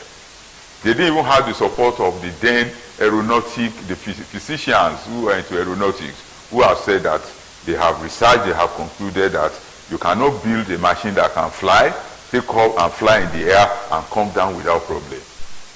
So they had no support, but they were resilient and they were innovative. And they were able to build a competitive enterprise that has become a global story today. So what do we require to do this? A political will from the government, private sector leadership. The private sector must take the lead. Business community must take ownership of the solutions. Institutional strengthening. All institutions that are relevant, our universities, our polytechnics, and even the artisans associations capable of organizing, capable organizations that can drive the implementation, they must be strengthened. There must be a cultural shift also. And that cultural shift means embracing entrepreneurship and innovation. Like I said, if we build a car, we will not build an extra tire. So we need a cultural shift in our thinking. Then number 5, long-term perspective. That's sustained effort over political cycles. That is not that, okay, Tinubu was like, when he finishes and goes after his 4 years or 8 years, then we come back again to it. We should avoid that. There should be, countries that develop, that's what they really worked on, long-term perspective. So things stay put, even when there is a shift in a change in who is managing the country. The cost of inaction is too high. Continued economic stagnation, rising unemployment, and missed opportunities for prosperity. That is the cost of inaction. And part of the cost of inaction is what we are seeing about the Japa syndrome. It is part of the cost of inaction. So our economy remains stagnant. There's rising unemployment, and that's why you have hundreds of those young children, men and women, coming to come and dance in order to win positions to make some cheap money. The time for comprehensive action is now. Here, I want to rest my case. Thank you very much. And wait for questions.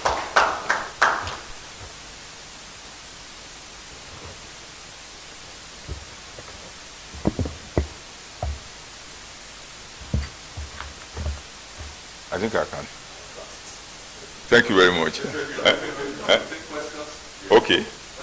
Okay, sir. Okay.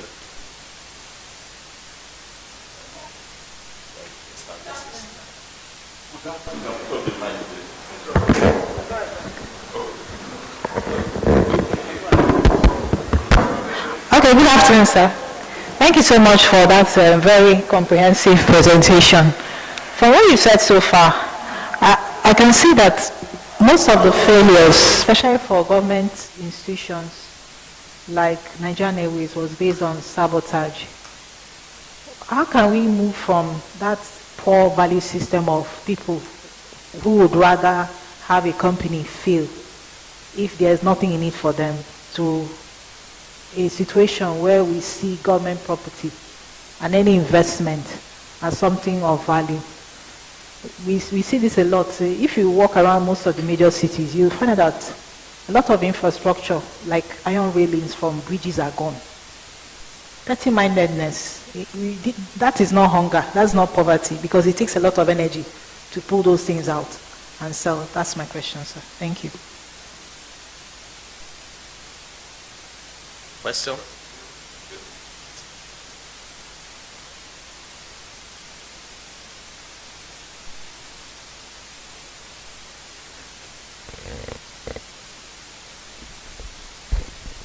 Okay, thank you very much. I sat here since yesterday listening, and I have to agree this is not my area of competence when we talk about management and this. And I was wondering, do we have a repository of moribund assets in Nigeria, and the reasons why they became moribund? Because this will help if TMA can start that project to have a repository. I mean, I know Dr. Gideon knows a lot of moribund assets, and all the other resource persons they've been mentioning different ones. But maybe when you have a repository, you'll be able to categorize them for the main reasons why some go moribund and what one should work against in future, so that it will be a project. When you go on your website, you want to see moribund assets, you will see different ones and then the reasons and what one should do. And the more I sit here, the more my fear of saying maybe I want to go into business, because everything I've been hearing, you need to know this, you need to do that, and so on. And then some people who are successful, who had no business training, or they didn't have any skill, they were successful. We got to know that it was just by a dint of luck that they were successful. Not really. So, and those of you that that have this knowledge, you have the skill. I was expecting that you should probably be better than Dangote of our time, but you are not Dangote, and so I'm a bit confused, because I'm having so many things going through my mind, and say, with all these things I'm hearing, it's even an area one should not consider, except you have the required knowledge and skills to go into. And finally, there is a question that has been bothering my mind for years, even before coming to this hall, and it's about pricing in Nigeria. Pricing. Okay. You know, the reason why I'm asking this question is, I know that if you make profit more than a particular percentage in some countries, especially in Europe, if you go beyond that percentage, then you are falling into the trap of fraud.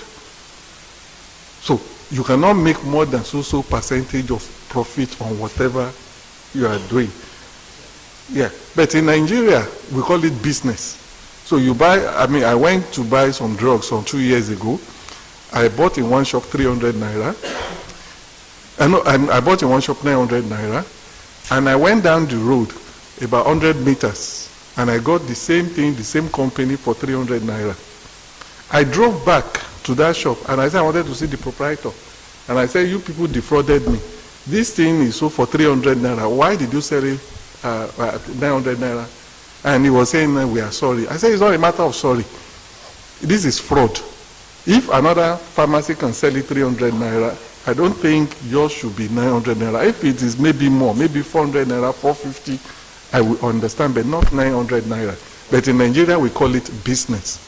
So is there anything in Nigeria, any law? I know maybe Professor Guyemi will talk about it.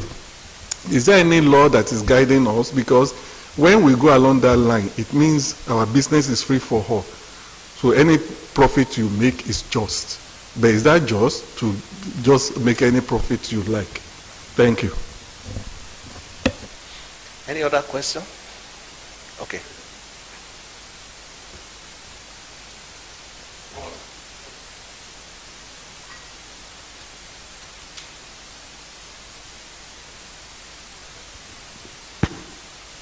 Thank you so much, Doctor, for this insightful paper.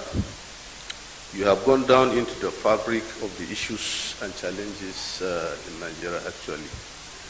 But what I can specifically point at, it is clear there is a gap or a kind of mismatch between our academic training and then the industrial needs. You cited so many examples from businesses that started by lower educated people and they transformed them into very successful businesses to a point where they employ highly educated individuals. Now, the problem, the way we look at it, or the way I look at it, has to do with our curriculum design in schools. Curriculum design, and then how we bridge, or how we construct a bridge between the schools and the society. You can see so many examples where upon graduation, you write thesis. These theses end up with a carousel because they don't have any practical applications. And then we are expecting this youth to go and work in the society, to be employed. So how, Doctor, do you look at a way and manner in which, as an association that want to turn around all the Moribund assets we have into productive assets with sustainable growth between the schools and the society or the industrial need? Because most of these proprietors of these businesses, they must pass through the school system. And if their mindset is they are going out to be employed, so from the beginning we lost it because we didn't lay the foundation. You started so many initiatives that failed. I said they failed because we cannot see the result. In schools, we have this entrepreneurship training, which is compulsory as you see it, which is still enforced. But are we serious about it? As TMA, we need to look into this, because the genesis of most of this our failure has to do with the level of applied education that we are supposed to drive. That is one. Two, linking with the society or the industries, I don't think is something that is much of speaking English. Rather, how do you understand your own environment? Understanding your operating environment is very key to any businesses that you want to do. But in as much as our content or our educational content doesn't have a link with our society, it's another loss on our own part, either as an entrepreneur or as an employee. So obviously we need to, I believe also, if you look at majority of these businesses that failed, if you look at all the causes, it boils down to the foundation of our psyche. Because in school, whether primary school, secondary school, and so on, that is what laid the foundation of our futuristic perspective. We have seen it. Students of the street, they have made substantial impact in our businesses, just as you said, the restaurant businesses, of course, manufacturing, and so on. If I should ask, what is the academic qualification of nobody? Is he a professor? No. Is he an academic doctor? No. How did he attain to that? I believe that is the trajectory we need to start looking at. And then to us at TMA, we have to go beyond these literatures. As I said yesterday, we need to go back and assess our native intelligence. How do we make it before, given the coming of the workers? How do we survive? What are the technicalities? Then we build it up. Because you cannot catch anything on the air. You have to move from the ground, meaning that you have to step from what is in existence as at now for you to go to wherever you want to go. So I'll raise my case here. Thank you. Thank you, Alaji. Yeah, the last question. Andy. Can you? Okay. Good afternoon, sir, and thank you for an excellent presentation. I just want to make two comments. First one is, while you were doing your presentation, you talked about uniform pricing for water plants. And you talked about it as if it was a problem. Now, I have an experience from where I come from. We had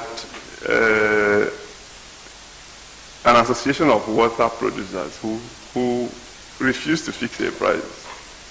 And then a Reverend Father started producing water and had a lot of money from areas that was not water. So what he was doing was he brings down his price.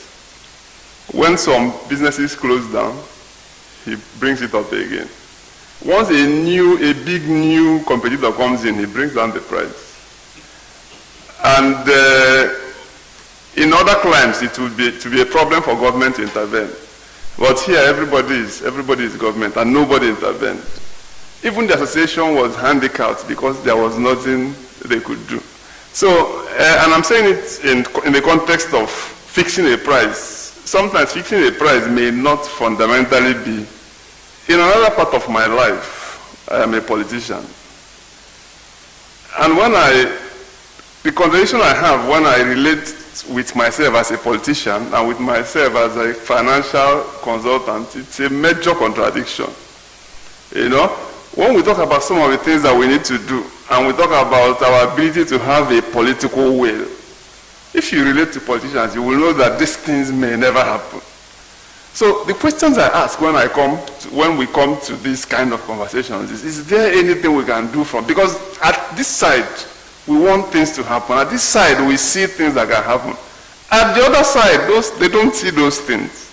Are there things we can do from this side to force the other side to see things from our own point of view? Because if we don't do that, year by year, there's a lot of frustration on this side. There's very little frustration on the other side. So is there something we can do on this side to get the people on the other side who need the will, whose will we need to get things to work, you know, to find that will? Thank you. Thank you, sir.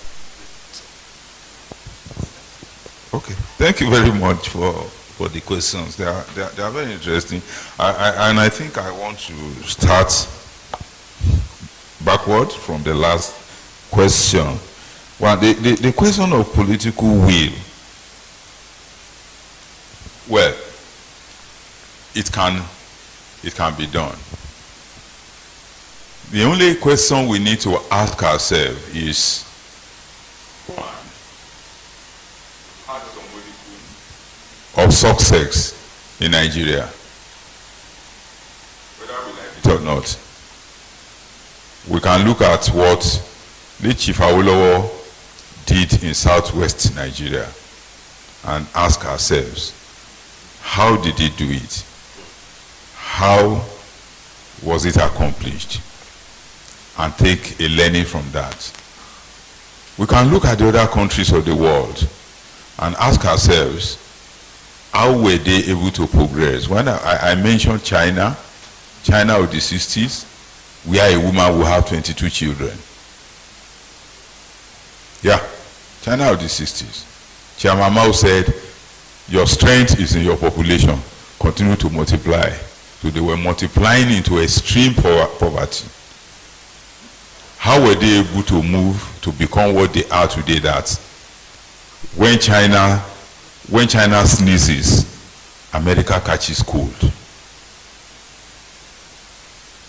We need to, by the time we learn all this and put all, what we are calling political will, sir, it's not just a mere thought.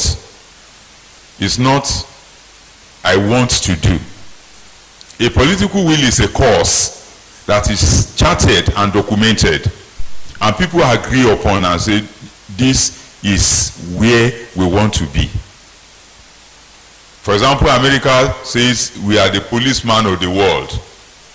It's a political will to say that. Anywhere where there is trouble, we put our head into it in order to solve the problem. Because they all agreed to it. I tell you, if they don't agree to it, if it's not in their political will to do it, there will have been assassinations. So it's not an ephemeral thing. It's something that has to be agreed upon. If we all agree that there is a problem, and I know that all of us know that there is a problem. The question of the pure water and all those, it's whether it's fundamentally bad or not. The bad aspect of it is that competition drives business. And when we are talking of competition driving business, we are not just talking about the competition between Akin Aluko, pure water producing, and Dr. Steve Ogidon, pure water producing.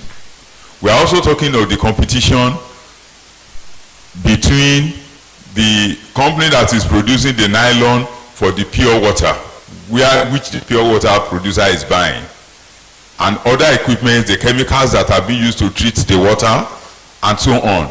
Even the borehole driller, the person that will drill the borehole, all those competitive aspects come together to join. So it's not just about one entity or one business now that we are talking about competition. Competition drives every business. And that's when you remember in those days, you talk of the free economy and those economies that are not free, where prices are just fixed. There was a time it was tried in Nigeria, price control board. There was once a price control board in Nigeria, but it didn't work. You let competition be so that some people can on their own drive themselves out of the business. Some people on their own can also grow their business. Talk of somebody producing pure water and bringing down the price sometimes and lowering the price sometimes. Yes, that's also very good. Where my church is located our church is located in Surulere, the whole environment comes to take drinking water from the church because we have a processing plant, and in fact the taps are connected outside the walls of the church. People come with 50-liter kegs because they know that the water they are taking is as pure water.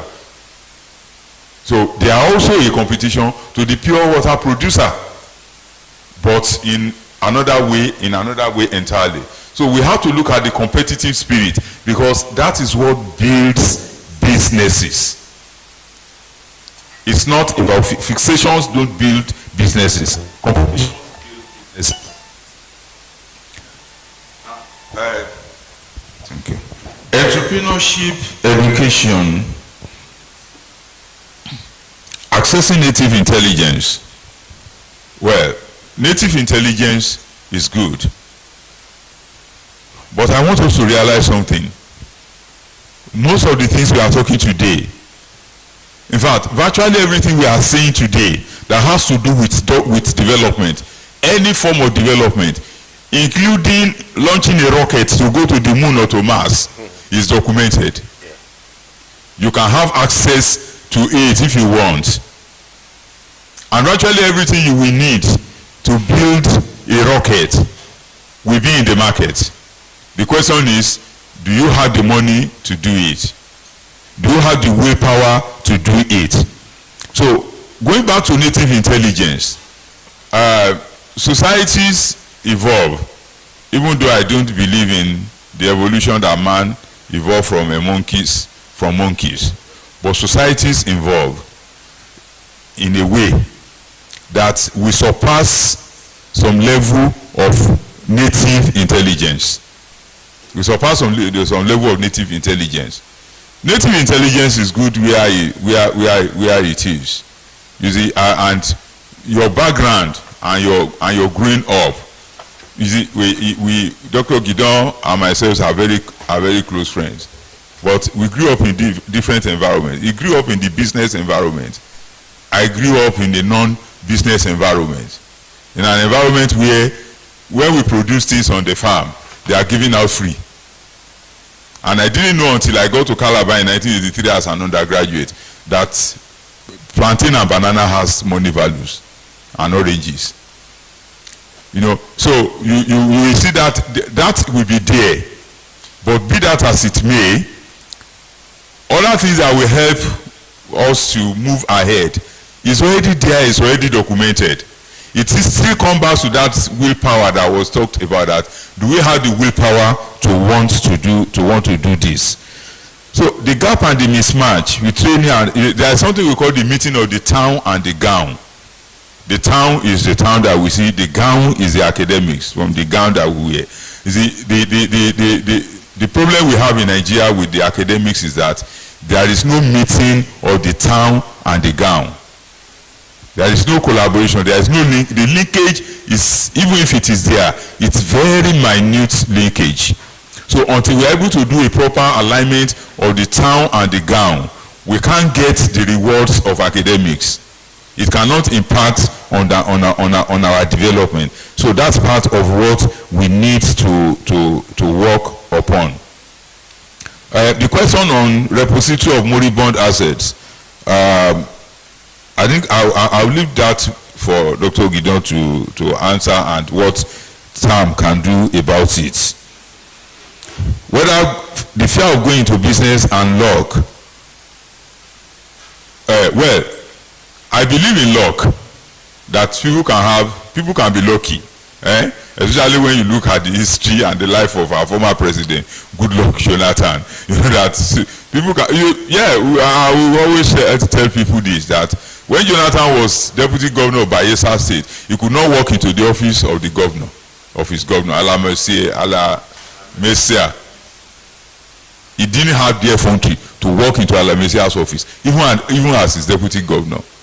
But he rose up, eventually he became the governor of that state, and from governor he became vice president, and from vice president he became governor. But that is as far as luck can go. But business is not just about luck. Luck is just 1%. Yeah. The remaining success you will have in business is your sweat and the will to succeed. So pricing in Nigeria, you talked about pricing in Nigeria, sir, and cheating. Yeah, it's everywhere. I bought a bulb. I went to Akure. I bought a bulb in the neighborhood for 450 naira somewhere, and somebody said the same bulb was 900 naira, and I said, why should I buy this bulb for 900 naira? Something I bought for 450 somewhere. Now you are selling your own 950 naira. I went to town the following day and discovered that the bulb was how much? 300 naira. Not on a packet, but a retail basis. So it's happening everywhere. A farmer told me in Akure, he was a former member of the National Assembly, he harvested plantain, 3,000 bunches of plantain, and those market women came there and priced it for 30,000 naira. So the man got angry and said, go away, I will give it out. I'm just doing this for fun, just to get myself engaged. It's not because of the money. So I told him, I said, look, you are giving yourself a lot of, but you have the money. Go into value addition. Instead of calling them to come and pay 30,000 naira for 3,000 bunches of plantain, process it into elubo and process it to chips and other things. Add value to it. It can go to the market. And he was thanking me profusely. He said, so they do it everywhere. But if you also make it an offense, you see, when you make things an offense in Nigeria, you have opened doors for some other people to also extort money and make money. The kind of thing that make a last mile officer on the road here in Lagos. Yes, pay contribution of 30,000 naira on a day, on a daily basis. There are last mile officers like that who do a contribution of 30,000 naira a day. Yeah. So finally, most of the failures are based on sabotage. How can we overcome this? Where there is no law, there is no sin. It's as simple as that. If laws are put in place and they are enforced, there will be no sabotage. There are some level of sabotage you will commit in China, even up to today. You are going to court. And as they sentence you in court to death, just outside the court there, they put a gun behind your head and shoot you, and you are dead and you are gone. So there must be a law. If there is a law, all will work. Thank you very much, and God bless you. Please, another round of applause for Dr. Akinyele Aluko. I believe he has done justice to that paper.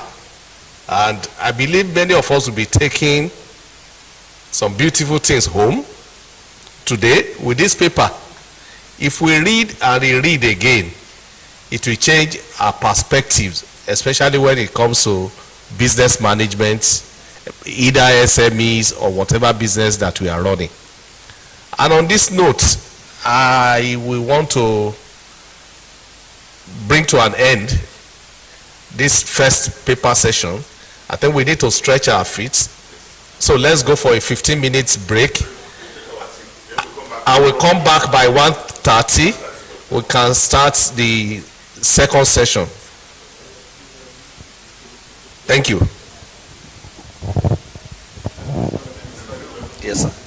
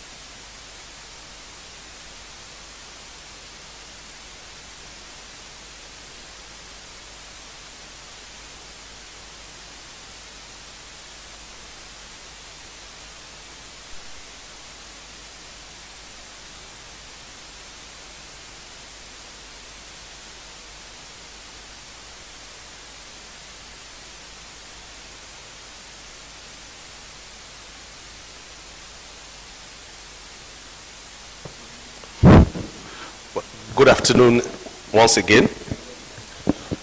We want to resume our program, and we'll be having the panel discussion. The topic of the panel discussion is loan workout and non-performing loan reduction strategies.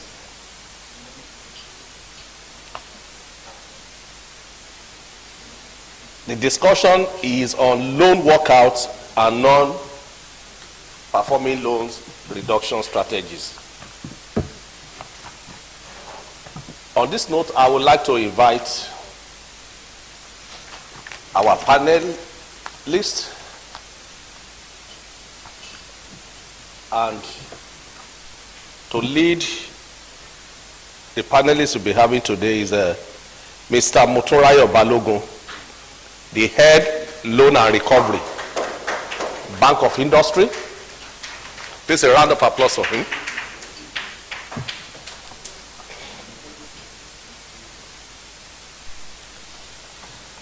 The second panelist is Mr. Ndubuzi Enechoya. He's a member of Turnaround Management Association of Nigeria, and is also a senior partner of NHAUA and Co, based in Abuja. Please, a round of applause for him. Oh, you are based in Lagos, sorry. Lagos and Abuja. And the top panelist is Dr. Hagai Haruna Guta, the CEO of Fingertips Enterprise Development Partner International Limited. Please, a round of applause for him.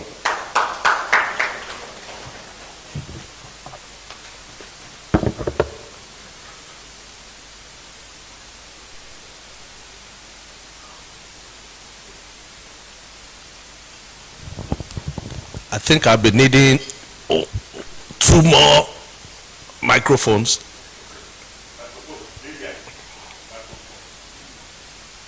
Okay.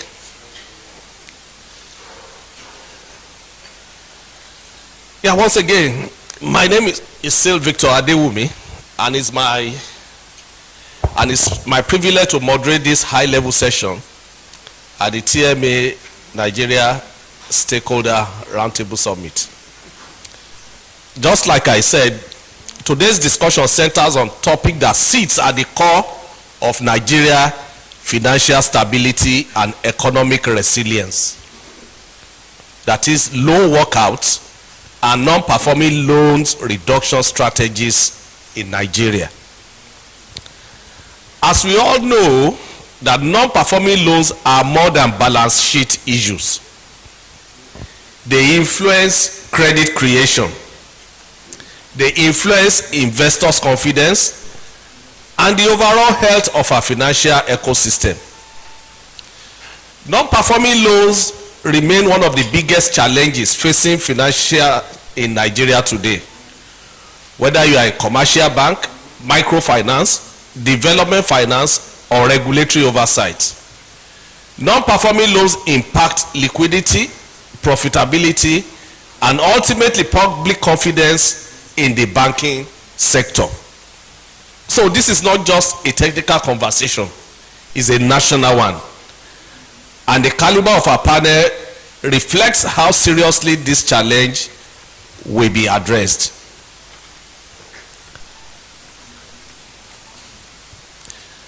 Now I will start from setting the context.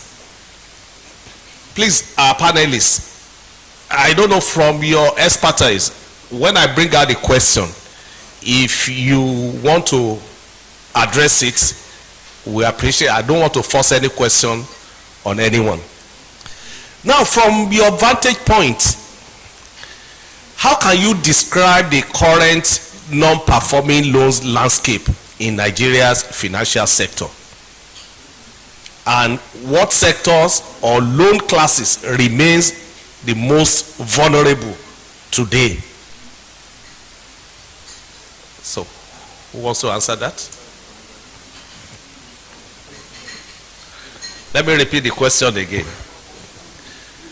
That how will you describe the current non-performing loan landscape in Nigeria's financial sector? And what sector or loan classes remain most vulnerable today? Yeah. Good afternoon. Thank you for that question.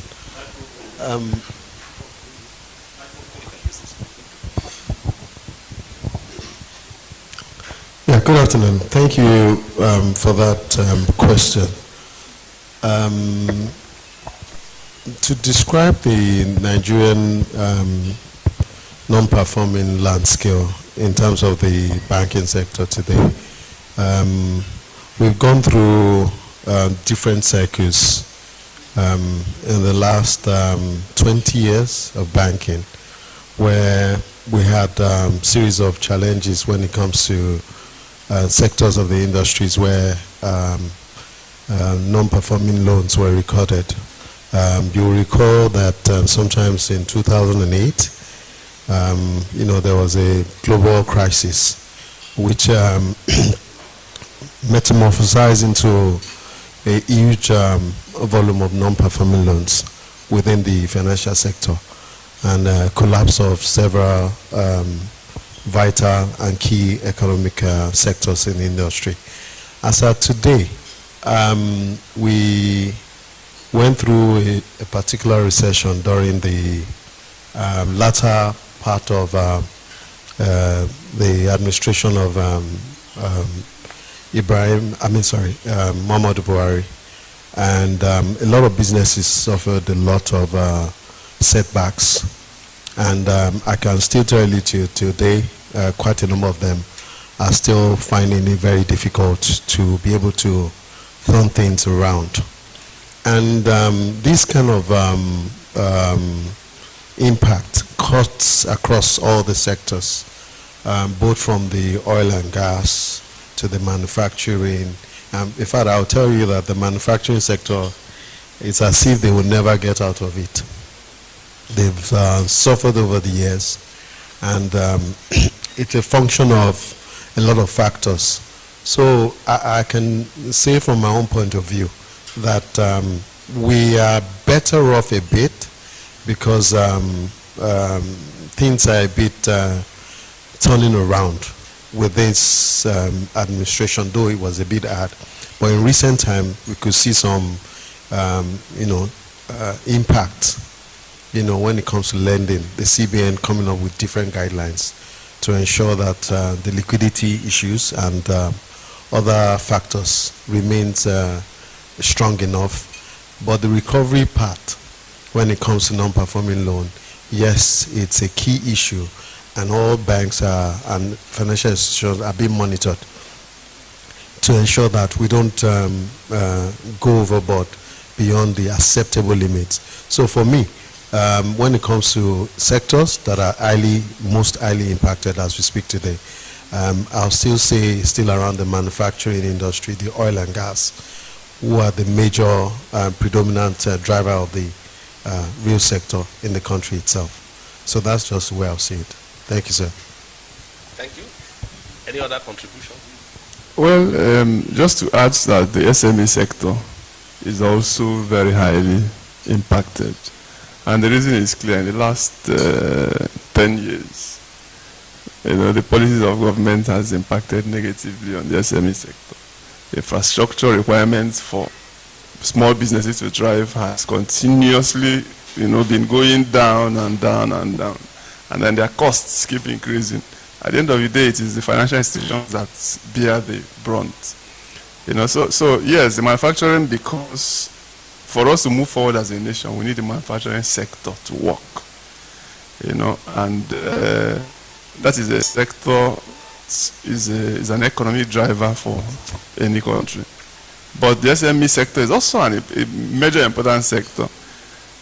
And the last 2 years particularly, with the fuel subsidy thing and the foreign exchange was impacted, I don't know, maybe for commercial banks particularly, and for microfinance banks, their NPL portfolios as a result of those two policies. You know, so yes, I agree with him entirely. The manufacturing sector, because of its impact on the overall economy, and then the SME sector too, they've been badly impacted. And I without any particular statistical evidence, I would believe that those two sectors have been impacted by the policies in the last 2 years. Okay, thank you, sirs. Now the next question. What are the major factors that drives non-performing loans? And what are the early warning systems to prevent loans from going bad? Okay, thank you very much. You know, we talk about the high level of non-performing loans in Nigeria. And as they have mentioned, there are quite a number of factors that have led to that, right from the post-COVID era, COVID era to post-COVID, and most of the shocks caused by the government policies in Nigeria have led to a lot of business collapse, which have impacted negatively on the repayment behavior of the clients. But of course, if you look at the landscape of the financial system in Nigeria, you agree with me that in most cases, the processes of lending matters a lot in terms of the provision of these loan facilities to the client. And that is why you discover that from the initiation process, if the processes are not followed adequately, it goes bad immediately, because you have to analyze the client based on his character, based on the business performance, and based on his competence in managing the business, looking at his cash flow and otherwise. But in some cases, the financial institution has analyzed his, the client's cash flow, capacity, character, and even the collateral he has presented, and he scores 2/5. And it is expected that a client that is qualified for the loan should score 4/5. And if he is considered based on sentiment, from the beginning that loan has gone bad. And so these are some of the factors that you find out that at the end of the day, the repayment of the client is too low. And another factor is government policies affects the performance of some businesses, as it is rightly pointed out by my co-discussants. You know, the inflationary rate, the exchange rate policy of the government impacts negatively on some of these businesses, and at the end of the day, it makes it very difficult for them to repay their loans. And also the cost of funds. You discover that a client takes facility of at 20%, and the rate of returns on his investment is 15%. So how can he pay back? So these are some of the issues that I feel makes businesses not to be able to repay their loans as at when due. Okay, thank you. Dr. Agai? Just to add, Yeah. one of the things that in my former life I was a banker. So, and one of the things I realized is that transparency is usually critical to loan success. A lot of the times at the point of loan initiation, a lot of the information you get are really not accurate, because the information is designed towards a goal, and that goal is to get an approval. After that approval, that information is useless to you. You know, so transparency on the part of the borrower, and sometimes transparency on the part of the lender. sometimes you wonder whether the lender is working for the financial institution or for the borrower. When I was in the bank, I used to represent, I was in UBA, then I had many cases, many recovery cases. There was one I went to, and the man came, and when they were asking him, he said, I'm not going to say anything unless you bring the manager. And at the end of the day, it was the manager who wanted money and asked him to apply for the money. But the manager had left the bank, so at the end of the day, it was him that was going to pay. So what I'm saying is that transparency, we sometimes don't talk about it enough. But transparency, both from the borrower and, not as much, but from the lender too. Because sometimes the information the borrower gives you as a lender, ab initio, you know that it's not true. But you need to meet your targets. The bank is saying you need to bring risk assets. You need to meet those targets. So you know it's not true, and then you let it pass. It's going to be somebody's problem at the other end. So transparency is something that we need to continuously look at. Thank you. Thank you, sir. Now, let us go back to our topic of discussion, which is on loan workouts. And our BOI man will be tackled with these questions. Across institutions, we have seen various loan workout strategies, and they include restructuring of loans, they include refinancing, collateral swaps, debt equity conversion.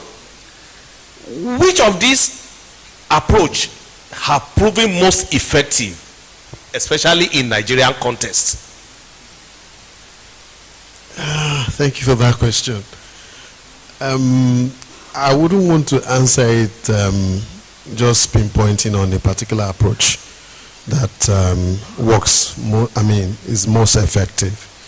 You see, what happened is that depending on the nature of the non-performing loan and how you're able to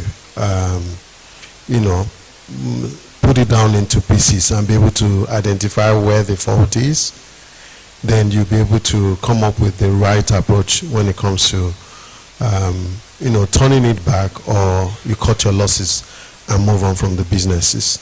There are instances where loans it's just a matter of a little tweak of restructuring or realignment of repayments, or rescheduling of repayments, or a little forbearance here and there, and the loan will become one of the best you've ever given out.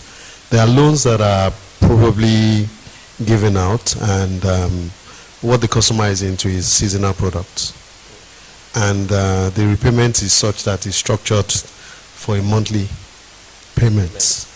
I mean, from the get-go, you're going to have problem. So it's better to, if you have missed it out during the appraisal process of the credit itself, and when there are issues around the non-performing status of the loan, then you need to go further, go granular, and be able to follow the money. When you follow the money, you'll be able to see, the money is the blood in the business itself. So if the money is still there, then there's a need for us to see how we can do some realignment, rescheduling or otherwise, or forgive some certain level of the debt and move on. And there are some businesses, looking at it, you will know that it's almost impossible to get anything out of it again, because the life in itself, that's the cash, is no longer there. The customer has diverted funds into other things, or the Nigerian issues have happened where everybody has to cut their losses and we have to move on. So in instances like that, you have to be able to see clearly and be able to, it's a typical thing when you go to hospital for whatever level of treatment. There are instances where the doctor will say the amputation of the leg will lead to further 10 years in the patient's life, or some other remedy in instances. So the same thing when it comes to loan performing. There's no one fit approach for all the loans. So it's a matter of being a bit, you have to be very dynamic. And usually, in all fairness, I tell people when it comes to discussing, I said, the last resort is we go legal. I don't want legal issues. Not because I'm afraid as an individual or the institution I represent is afraid. But the issue there is this, we don't know how long it will take. But if I know I'm on the right path, I will follow through. But rather than we do that, we can have other arrangements around the settlement of that loans. And, you know, everybody will live happily after. So thank you. I mean, it's not just one approach at all. Okay. Thank you. Okay. Thank you very much. But that leads us to another question. Some critics, they always say that certain restructuring of loans or bad loans, they are just cosmetic. They are just accounting cosmetic. Now, can you tell us, can you share with us a success story where a well-managed restructuring has turned things around? Straightforward. I just told you about loans that were given to individuals that sell seasonal, products. Okay. One that readily comes to mind is a customer that sells, usually we have dirty December. So you could tell that there is a usual significant spikes when it comes to all those celebratory moments in the country. December, the Easter period, the Ileya, and things like that. And they are into commodities that thrives, perfectly well within those period.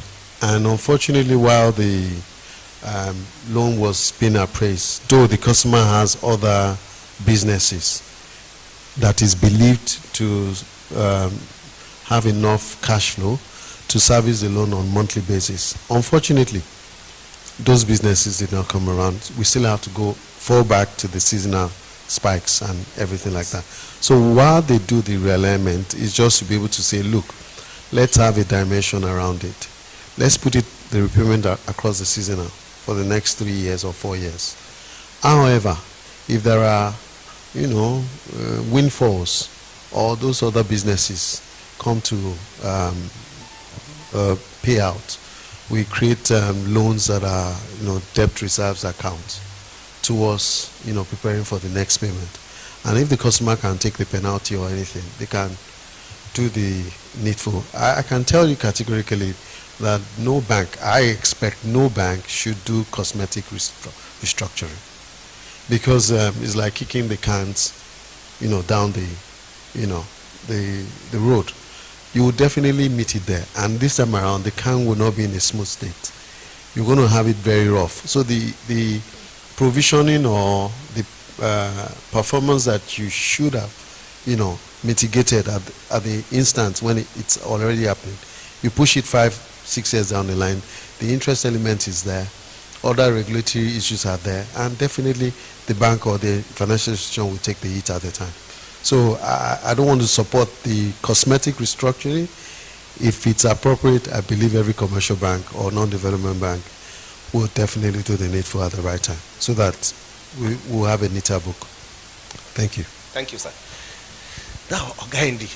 No, I want to comment on this because as a bank, I don't think any bank will do cosmetic restructuring. However, sometimes.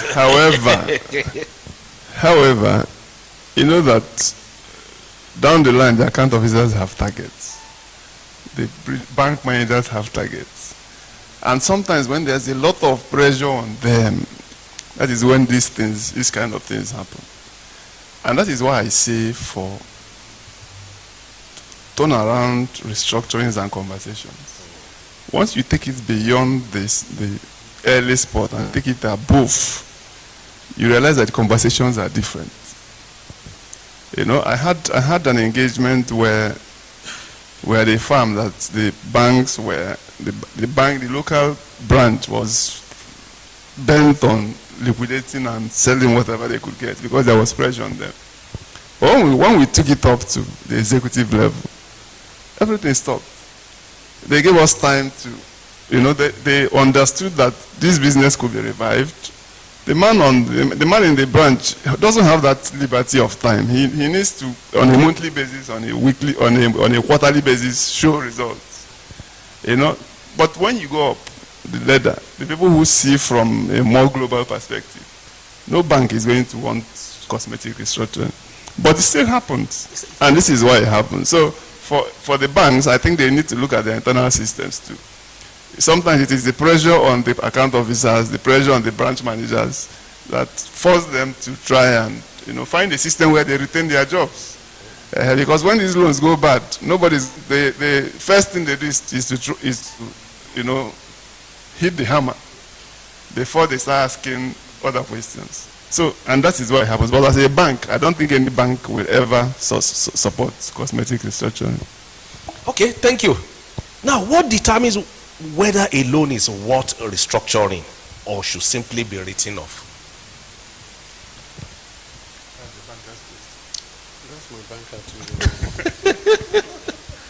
Okay. Sorry, just on that. You said what would determine whether a loan is worth restructuring, or should simply be written off? Okay. My earlier comments, I made clear that the blood that runs inside a business is the cash, is the revenue. Once there is still a resemblance of cash and you can follow it, you could see it, you could be tied on the receivables or into non-core assets itself or some other things within the business itself, then you know that, okay, this, we can still work with this. But if and when you don't have, you're not able to spot out this, then it begs for other remedy. And those remedy may come in terms of equity injection and some other things. But it's very, very important that the mindset for every business owner or financial institution is to see how to resuscitate. Because, like I will always put it back again, in the medical field, once you come in, it's a duty of the medical director, nurses or auxiliaries within to ensure you come through whatever challenge they discover at that particular time. It is only when it's absolutely impossible, then it will be, you will have to be on your own at the time. So the same thing applies to when it comes to financial institution. As long as there's a resemblance of that cash, there's a resemblance of that revenue, there's that capacity within the organization itself to improve on itself, there's that, what you, as a business owner, you may not see certain things that the financial institutions will see. There's a particular business, they had a very strategic place where they were doing their businesses. They had cash flow problems, though they were managing themselves and trying to get around. And what saved them was very simple. Because of the strategic location they were in, someone advised them, can you give this strategic location out for advertisement purpose? Through that advert, digital advert and everything like that, around where they plant their business, extra funds came into it. And because of those adverts, the business is now really, really doing well today. So it goes beyond, seeing the business itself for itself alone. Look at all the other things around it. You may be too lucky enough for you to identify other things within the business environment that would, provide the funding required for it. So that is it. Thank you. And that may save the business from being declared bankrupt or the loan being bad. All right. From me, the perspective of a non-banker, somebody who works with businesses, whenever I go to have a conversation with a bank, there are certain things that once I identify and satisfy them on those things, they listen to me and allow the thing to work. The first thing is value. the future value, if you can convince that the value they will get from allowing the restructuring the loan will be greater than what they are going to get now, it's usually, it's usually it's a win-win situation. Secondly, there are businesses that offer intangible values. A business that offer intangible values, reputational values, customer relationships. If those values are high enough for the bank to leverage on it, they may say, let's wait and see how this thing turns out. There are other businesses where selling it will cost a lot. For example, I had a large farm that was in a community where the owner was the traditional ruler of the community. When they wanted to sell, I told them that you can't sell this. You can't. Nobody's going to buy it. Even if you want to take it over, the community will come and chase you away. So we must find a way of, so at the end of the day, it is the value that the bank is going to get from taking that decision now. If there's a possibility of a greater value in future, most I don't think any bank will want to go to court if there's a possibility of a greater value in future. So it's value-based, liquidity-based. Can we run this thing properly? Once you present that and it makes sense, anybody will listen to it. Okay, thank you very much. I think they have done very good justice to the issue.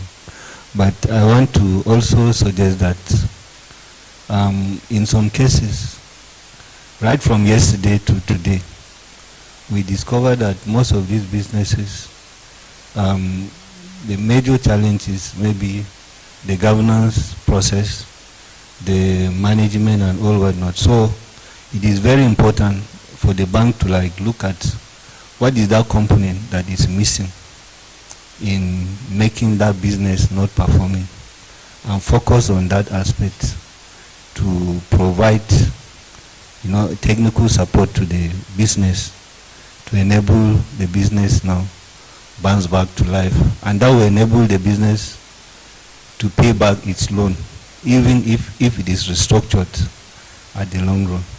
So thank you. Thank you, sirs. Now let's go to the regulatory and policy environment. You know that it's CBN that regulates loan classification, restructuring guidelines, provisioning for bad loans. Is that right? Now, how supportive is Nigeria's insolvency and bankruptcy framework in enabling fair, quick recoveries? What reforms will you consider urgent in recovery of loans? Do we need a faster judicial process or more flexibility in enforcing collateral and receivership rights?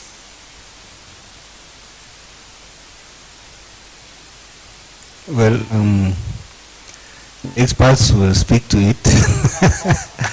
But for me, I want to look at it from the general perspective. If you look at the Nigerian banking system today, it is very clear that yes, there are regulations for loan provisioning, when it is performing, when it is not performing, and when the loan should be written off. These are there. But the banks need to really do well in order to ensure that this facility doesn't go to the level of non-performing and writing off. So the techniques for recovery all through in the banking industry, but I will talk from the perspective of the microfinance banks. You discover that it depends on their innovative strategies to ensure that they recover these funds. If not, at the end of the day, even if the funds have gone beyond, they have been classified not performing to a level that they are going to be written off, all those are losses to the financial institution. So I just that at this point, if that happens, what should happen to the borrower? Is there any penalty that the regulatory framework should put in place to serve as a deterrent to the borrowers of these financial institutions' funds? Because most people borrow with the knowledge that, yes, this business will not really generate enough funds to pay back. But like my colleague rightly pointed out, there is no sincerity of purpose. They give wrong information and all whatnot, hoping that when this facility goes bad, finally it may be written off and they are free without any sanction meted on the borrower. So I want to suggest that the Central Bank of Nigeria should have a regulation that finally, if a facility must be written off, what is that sanction that should be meted on the borrower? And that will make every borrower in Nigeria to really utilize the funds he gets from financial institutions adequately to enable him repay back for his integrity and reputation to be intact. Thank you. Like suggestion of a black book whereby the names of Well, for me, the problem of the regulators in the banking industry are not different from the problem of the regulators in the election process or in the regulators of the political parties or any regulators anywhere. Nigeria, we are where we are in Nigeria because of our human deficiencies. The unfortunate thing for me with the regulators in the banking industry is that they are supposed to be enablers. But for them to be enablers, they have to look at things from the perspective of the practitioner. Things are not black and white. For most of our regulators, it is black or white. And that is why there's a lot of pressure on the practitioners at different levels to do certain things to stay afloat. For a regulator, you need to sit down and understand why the practitioner does the things that they do. Because sometimes it's not absolute black or white. The BOI can see a loan and say, for ABC reasons, we can still recover this loan. The regulator will come and say, because the rule says ABC, this is a non-performing loan. So there's a gap between the perception of non-performing loans between regulators and practitioners. That's a major gap, and that is something that we need to sit down together and brainstorm over. It's not, there's no one solution fixes it. These are human problems. And human problems require a lot of interrogation and interaction. So for me, training, particularly for the regulators. A lot of times the practitioners are a bit ahead of the regulators, in my opinion, in the sense that some regulators, don't even know when the rules change. So they are still enforcing rules that are no longer existent. So we need to continuously educate our regulators, continuously meet together and interrogate this system. Regulators are Nigerians. We are not going to import regulators from anywhere. The Nigerian system is flawed in a lot of places. So sometimes it's not a problem of the practitioner alone. Regulators also need to reform. And that is where I want to, that's why I want to latch on. I'm going to hand over to my banker. Is it? Okay, I try to shy away from it.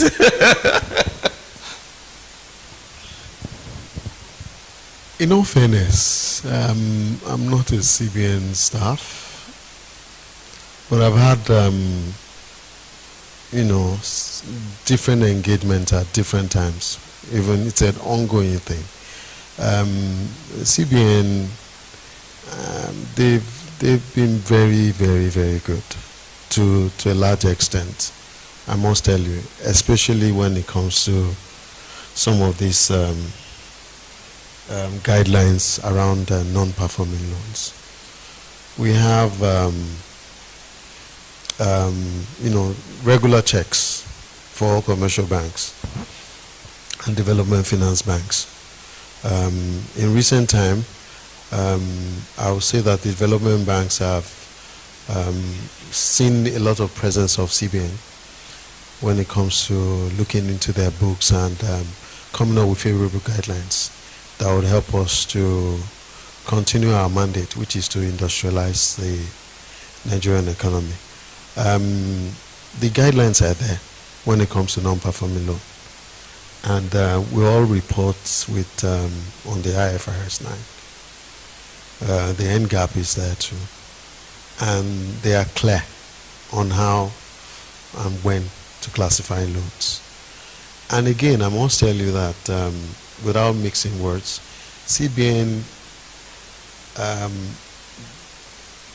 gave free hands when it comes to recovering of loans.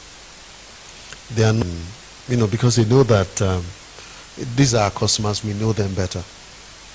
It's only that the things that you would do that would turn into unlawful, then they will have to step in.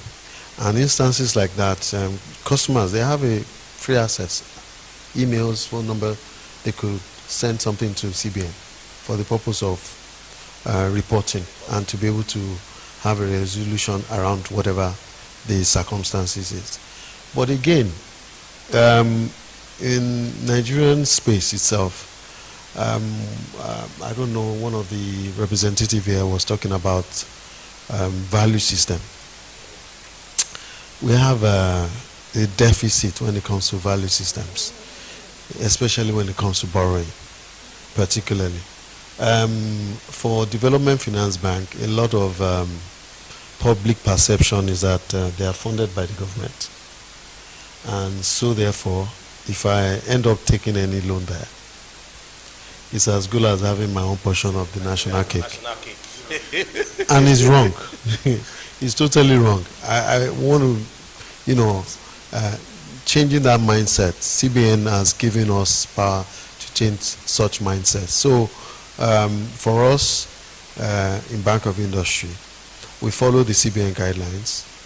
We don't go beyond than what the law permits us. We use all the available tools when it comes to recovery, to the extent of the law itself. CBN, I have not heard where CBN stops us from going to court or prevent anything. Yes, the court recovery cases may take longer time, but I can tell you even in the judiciary itself, at some point in time, when they see that the way the case is going, they will advise us, settle out of court and report back to the court. In recent time, we've been having such support from the judiciary itself because they know it can go for a long time for whatever technical, whatever. But when they advise, we sit down again and see how we can mend fences and things like that. So for us, CBN is doing well enough, and if there are needs to tweak or adjust a particular guideline or policy or anything, they quickly do that and get back to us and things like that. And like you said, training, you can't de-emphasize it, both for the regulators and the people being regulated and the public itself. And that's why BOI, on our part, we try to do a lot of public sensitizations through whatever platforms that we have access to, on TV, on the social media platform. Physically, we have forums where we engage our customers like this. They're able to understand the importance of Bank of Industry and the impact we are set out to achieve. And in all fairness, in recent times, we've been getting a lot of feedback, and we're able to tell them our business model so that they should not come with the mindset that, oh, this is part of the national cake, and so therefore we need to get our own part of it. Thank you. Okay, thank you very much. That question is actually leading me to this point. Now, AMCON is just one of the framework or reform that CBN has put in place to recover loans. In one sense, has AMCON achieved its purpose, or should Nigeria move forward towards a more market-driven, non-performing loan trading platform? Well, thank you very much. For me, I can say I've not really seen the visibility of the impact of AMCON as it should be, because still some of the non-performing loans from the financial institutions have not been recovered. Let me give you a clear example with a facility that I was,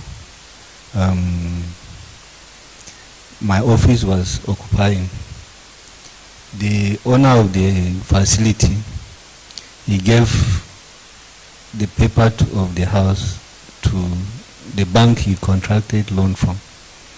He had already used the same certificate to get loan from another institution.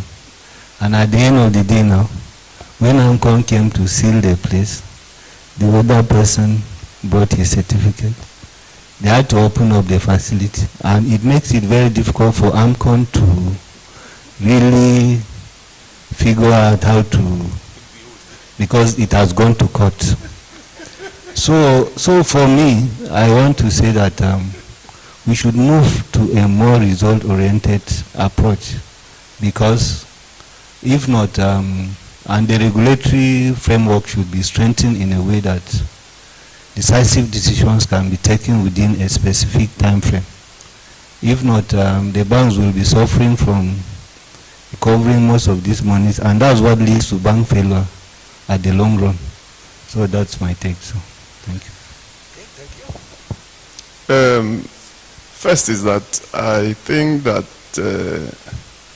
if your objective is liquidation in Nigeria, it's difficult to be very successful, because you keep the thing in court. By the time the court process finishes, the assets you want to liquidate have already lost a lot of value. So in terms of objective, I think that AMCON's objective first objective is to grab the thing, liquidate it, and get as much money as possible. It won't happen once we have a court process that is not fast-tracked. So, and I think that is where TMA comes in. We must find a system where we can first look at whether we can turn these organizations around first before we go into liquidation. You know, so AMCON is where they are because that is where they should be within the system that we run. Asking whether AMCON is successful or not is like asking whether EFCC is successful, you know, or asking whether the police is successful. We can't discount these institutions from the systems that they represent. So for me, what is important for me is that we must develop a system, because where are the businesses that we allow these ones to fail? We must develop a system where we can find a way to salvage businesses. Because once they fail, people lose jobs, you know? So yes, TMA, I think that this is a proper opportunity for TMA to market what they can do. Okay. Yes, because we cannot afford for our businesses to fail. Yeah. Thank you. Yeah, thank you so much. The law that vetted AMCON was for a certain period. I think the initial one was for 10 years, which expired 2020. And I'm aware that there were some other amendments around it. So like my colleague here said, that AMCON comes in, grab and sells and move on. So that's why the TMA gives a different approach towards these assets, which is very key. Whether AMCON has performed or not performed, I'm not in the best position to speak on that. I'm very sure the people managing AMCON today will be in the best position to see. But we feel strongly that the law that created AMCON did a small slap to some of the recovery cases around some commercial banks and what have you, because it became AMCON becomes the most powerful in the engagement of the recovery. And, you know, for some reasons, I know before I joined Bank of Industry, my former establishment, we've had issues to, you know, work with them. You know, so resuscitation may not be the initial approach. There is to come in do the needful that the law has, you know, and walk away, or possibly. Okay. So their performance, you know, I'm very sure the industry big guns will appraise it from time to time, and if there's a need to have a better approach, a TMA approach, and some other better consideration around it, then that will be fine. But like I said, I'm not in the best position to, you know, score them or give them an appraiser at this time. Thank you very much. On a final note, because our time is running out fast, if you could each offer one practical, actionable step that Nigeria's financial system should take within the next 12 months to significantly reduce non-performing loans, what will it be? 12 months, Nigeria. Nigeria. Don't mind me hard to say that over. You know, what works well in some climates, when it comes to Nigeria, it's a bit different. So, what I'm thinking of, I don't think within the next 12 months. Okay, there must be room for a lot of engagements, you know, from the institution itself, the regulators and the banks itself. There are instances where non-performing loans, if it can be capped and the provisioning can be taken over a period, rather than, you know, applying it as it is today. I know one of the big financial institutions, one of the top big five at some point in time, when they had issues, CBN gave them some little room for forbearance to be able to sustain the institution itself and to be able to go after the non-performing loan. Until today, we could tell that the big financial institution, these big five, is you know, adding so much value to the system. So in that same manner, perhaps that could be extended to the other tiers, second tier and the third tiers of the banks. And CBN is doing so well when it comes to constant monitoring on checking of the books. Again, we can't really rule out the Nigerian factors, but however, constant and automated monitoring would help. You know, even when the mistakes are made, the regulatory body can checkmate it and be able to, you know, put the institution aright at all time. Then all these issues that the government is coming up with, the BVN, the NIM, all those things, over time, it's just something that would work at the click of a button. Every individual's financial performance can be, you know, viewed. And with that, you will be able to streamline a lot of things. Them extending it to insurance now. Insurance, yes, yeah, Smile Finance is very, very key, because with that, if you are not serious, if there's no need for you to lend, if you don't want to have your name sticking out somewhere or things like that, then you do the right thing. You don't have to lend. I mean, everybody, we don't have to all borrow. That is the truth of the matter.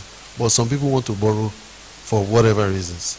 So I think over time, we're on the right path. But within 12 months, it's going to be very hard for us to accomplish that. But as we go along, we'll definitely get there. Thank you. Thank you. Thank you. Well, 12 months is a short time in the life of any process.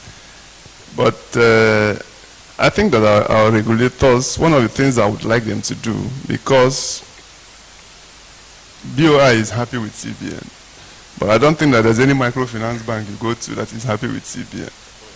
Yes, and at that level, there needs to be a lot of engagements to find ways of improving their processes and find ways of regulating them in a softer way, because there's a lot of pressure at that lower level. That's one. Secondly, Dr. Gideon needs to go and sit down with his friend, the CBN governor, and the Attorney General, so that we can find a way of putting in our laws that the organizations need to be turned around, or there must be an attempt to turn them around before we try to liquidate them. Yeah, because we don't have enough organizations. We should find a way to keep the ones that we have. Thank you. Doctor. Thank you very much. They have spoken about the other issues. I don't need to repeat, but I want to suggest that some of the reasons for non-performing loans is unstable macroeconomic environment, because businesses face a lot of uncertainties, and that affects their ability to repay their loans in some cases. So I want to suggest that the government should be able to have stable policies, so that when businesses are planning, and if as banks are lending, they should be certain of what they are going to, what they are doing. If not, you find out that somebody takes loan today, this is the interest rate, next 2 months it has been reviewed. It threatens his ability to pay. So I suggest that that should be taken into consideration. And then government should also look at how to put in some measures in place to cushion the effects of some of the harsh policies that have been, taken by government to enable businesses remain at a comfortable level. And that will also enable them to repay their loans as at when due. Thank you. Well, we have come to the end of the discussion. I want to thank our distinguished panelists, most especially from the Bank of Industry, ND, Dr. Haggai, for your insight, for your candor, for your leadership on loan workouts and non-performing loans strategies. What we have had today is clear.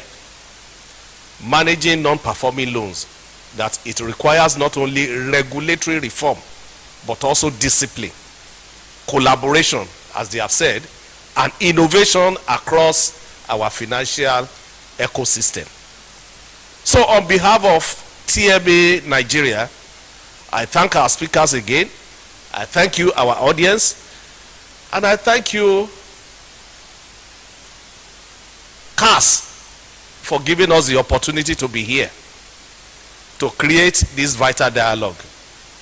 I pray that today's insight will translate into a stronger credit culture, healthier balance sheets, and incorporation of TMA as a strategy into bankruptcy policy in Nigeria.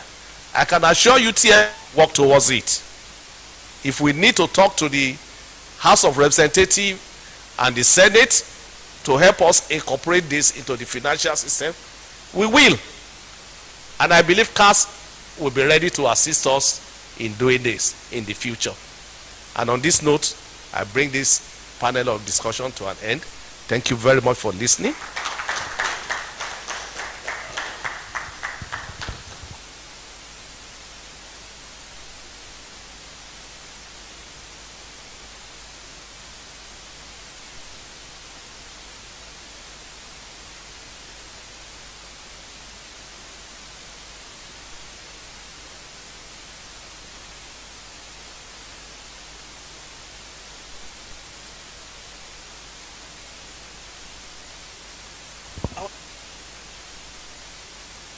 Our next paper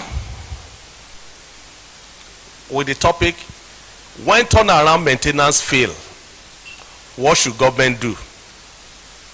Exploring legal and institutional remedies in turnaround management. And to present this paper is no other person than our distinguished Professor Adetunji Ogunyemi, PhD, LLM, BL, a lawyer and a professor of economic history. Obafemi Awolowo University, OAU Ile-Ife. I welcome you to the podium, sir. You're welcome, sir.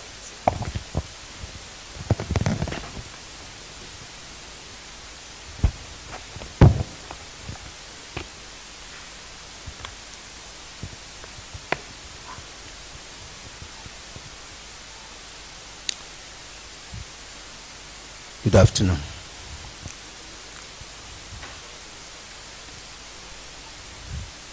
One thing that is very well settled in literature is that turnaround maintenance anywhere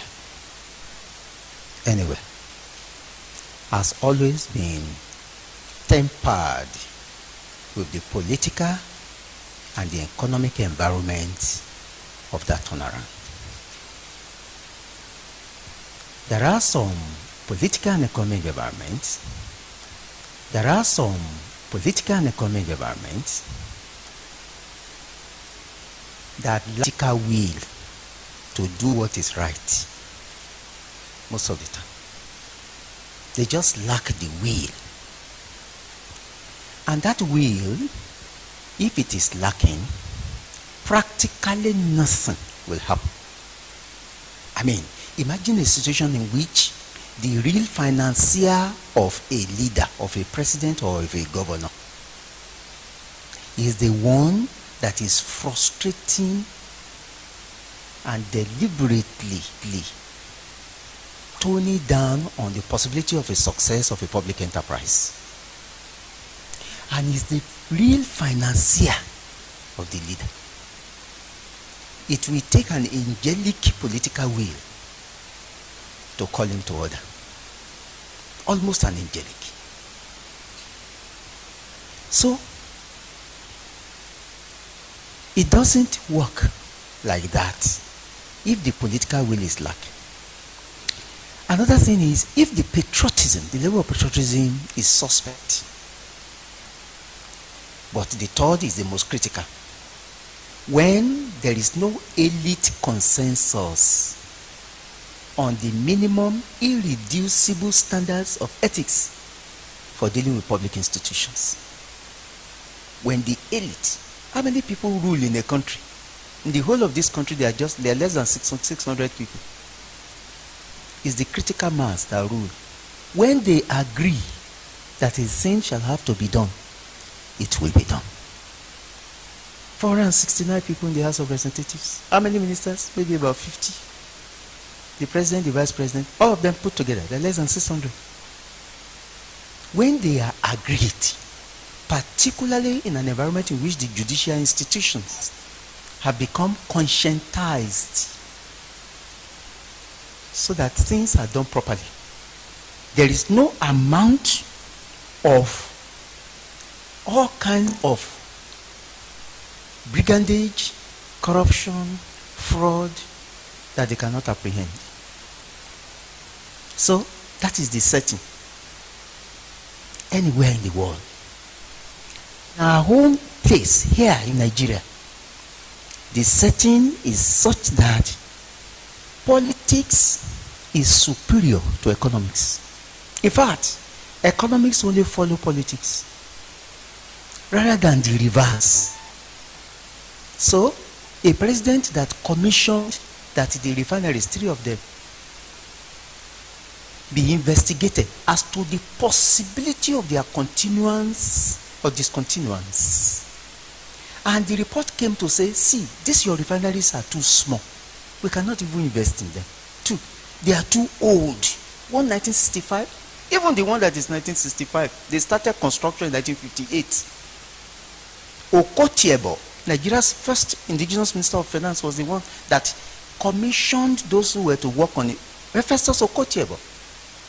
If some people hear of Okotiebo, if anybody is less than 50 years of age and hears of Okotiebo, he will have practically no idea of what we are talking about. The old Port Harcourt refinery, 1965. Total capacity, 60,000 barrels. That can practically not even service Lagos. And the report came to say, see, you've got to take this refinery off the shelf. And then another president came and said, oh no, most of our people are employed in these areas. If we take all these things out of our shelf, what are we going to do?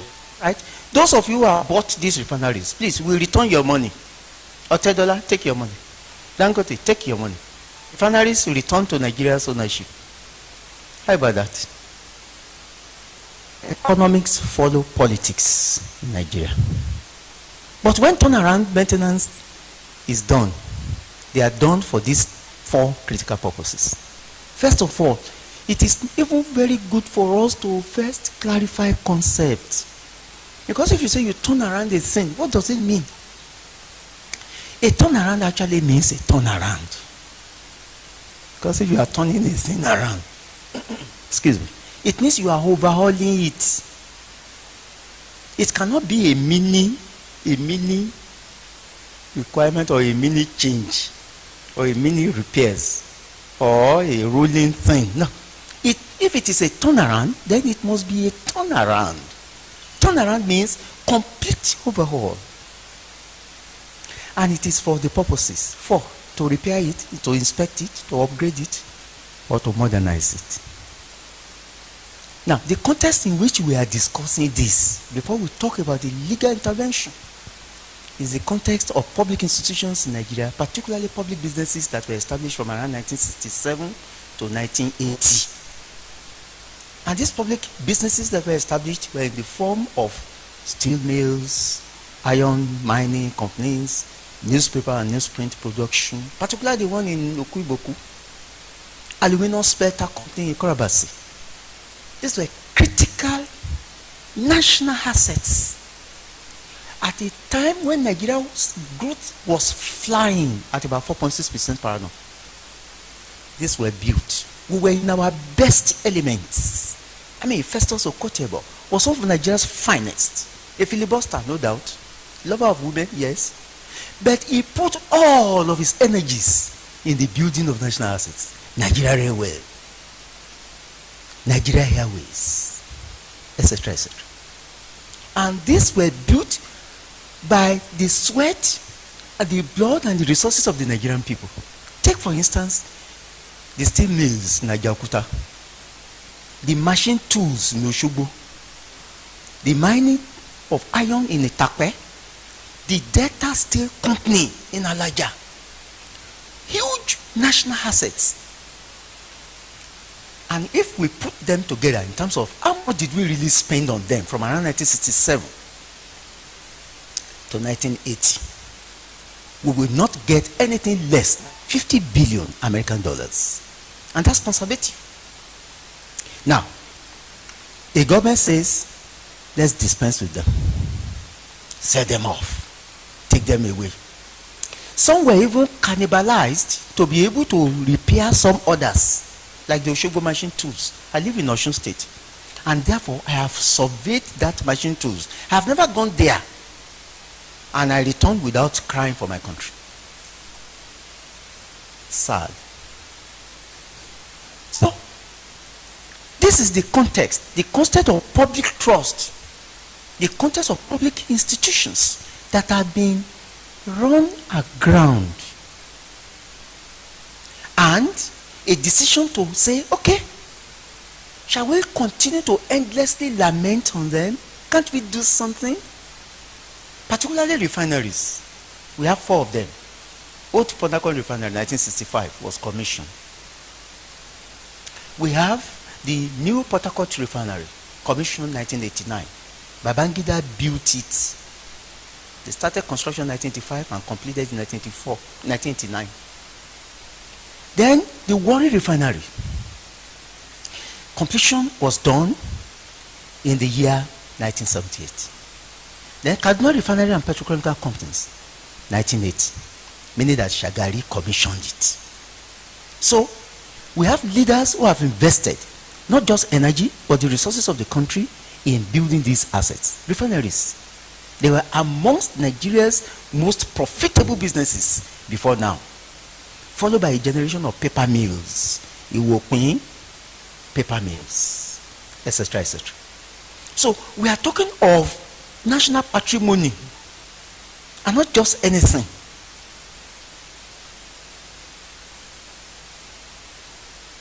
But we will particularly look at refineries. Why?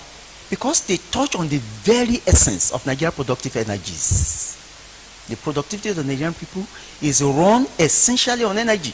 It's either it is electricity or it is fuel, particularly petroleum fuel. So, let's look, for example, at Port Harcourt, the oldest of them, built by an Italian engineering company. We started in 1958, completed it in 7 years. So by 1965, it was already built 60,000 barrels, not 60 barrels per day. The capacity is 60,000 barrels per day. Okotie supervised this refinery. The time around also, we also have another company built by the USA company, American companies, Berkshire Engineering and Limnos Engineering. The construction started in 1975. The Warri Refinery and Petrochemical Company commissioned in 1978 by General Obasanjo. And finally, installed capacity 100,000 barrels initially, though upgraded 10 years after to 125,000 barrels. We are talking also about within the context of Kaduna Refinery, built by the Japanese company, Chiyoda Chemical Engineering and Construction Company. It is important we remind ourselves of this. Why? We needed to calculate how long have they been existing. Imagine 1965 project. That means that's 60 years.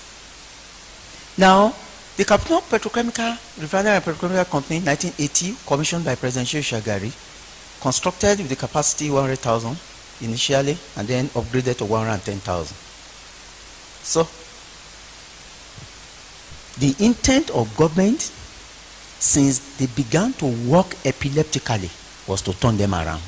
What do experts say when it comes to turning around any refinery anywhere in the world? They say not more than 5 years. In fact, they put it between 3 to 5 years that you must turn around your refinery. Now, have we been following that rule? Kaduna Petrochemical, for example, it was not less than 15 years after its establishment that they thought of turning it around even once. Just once. So, we have had confusing concepts. Even when we turn around, we confuse ourselves with concepts that do not serve any purpose. If you say you schedule maintenance, because turnaround is a shutdown. Because you are turning it around. You are not playing. It's not a sector repairs that you are repairing the units. No. A shutdown, which must be comprehensive. But it must be scheduled, must be regular. Is it every 3 years, every 4 years, or every 5 years? Shutdown must be scheduled. So scheduled maintenance shutdown is one of the concepts that they are using. But they also confuse us by telling us there can be routine shutdown. If you shut down, you shut down. What is the meaning of routine shutdown? Plant shutdown, major overhaul, full turnaround maintenance, rehabilitation, revamping of the refineries. Some even talk about revamp and modernization. Revamp, restart, operation. That's what they're talking now in terms of Warri Refinery. They said they revamp it and then restart it. What's the meaning of that? Now, revival. It's not even a church. They talk of revival. Large revamp. Which one is large revamp? How about small revamp? Partial shutdown. Partial shutdown with respect to Port Harcourt Refinery. 1965, we are still partially shutting it down. Mini turnaround. Unit shutdowns. Term started but not completed. That is the current thing now that they talk about with respect to Port Harcourt Refinery. They said the term was started but was not completed. If it was not completed, that means you did not do it. And then successfully completed term, and finally quick fix repairs. These concepts have so confused the system, particularly the public, because there's this idea that people think that the public are not shareholders in the turnaround maintenance processes. No, they are shareholders. They are the most impacted. The Nigerian public is the most impacted, not government. Government will always find alternatives. But the Nigerian people who use the product of these companies for their own businesses, are heavily impacted. So, since the regularity of TAM impacts on safety and efficiency, experts often advise that it be done 3 to 5 years. But when you do mini turnaround, you do it either annually or biannually. Now, it has been observed that the delay in TAM beyond 5 years increases the risk of equipment failure, which is what has happened to Kaduna Refinery, reduced output, which is what is continuously happening to Port Harcourt Refinery, and safety concerns, which is what has made the Warri Refinery not to be restarted. So, these are the factors preventing TAM. If turnaround is not done, then these are the factors that are the attenuating circumstances that will prevent turnaround to happen. One, bureaucracy. Of all the factors, it is the bureaucracy. It's not finance. Bureaucracy is the greatest. You want to turn around maintenance, you want to maintain a refinery, and it takes 4 years to get contractors. Just contractors. 4 years. Logistical problems, technical, funding limitations, yes, this is true, but not the most important. Then contractor technical competence, this one is bordering on fraud. We will talk about it later on. A company comes forward, wins a contract by simply bidding lowest and bribing people across, takes it but lacks the technical competence, but first refuses and neglects to declare that it does not have the competence, but takes the contract anyway, and then fail woefully. Poor performance. And then the company walks away with the loot. Nobody does anything. No accountability, no transparency, no call to account. Who does that?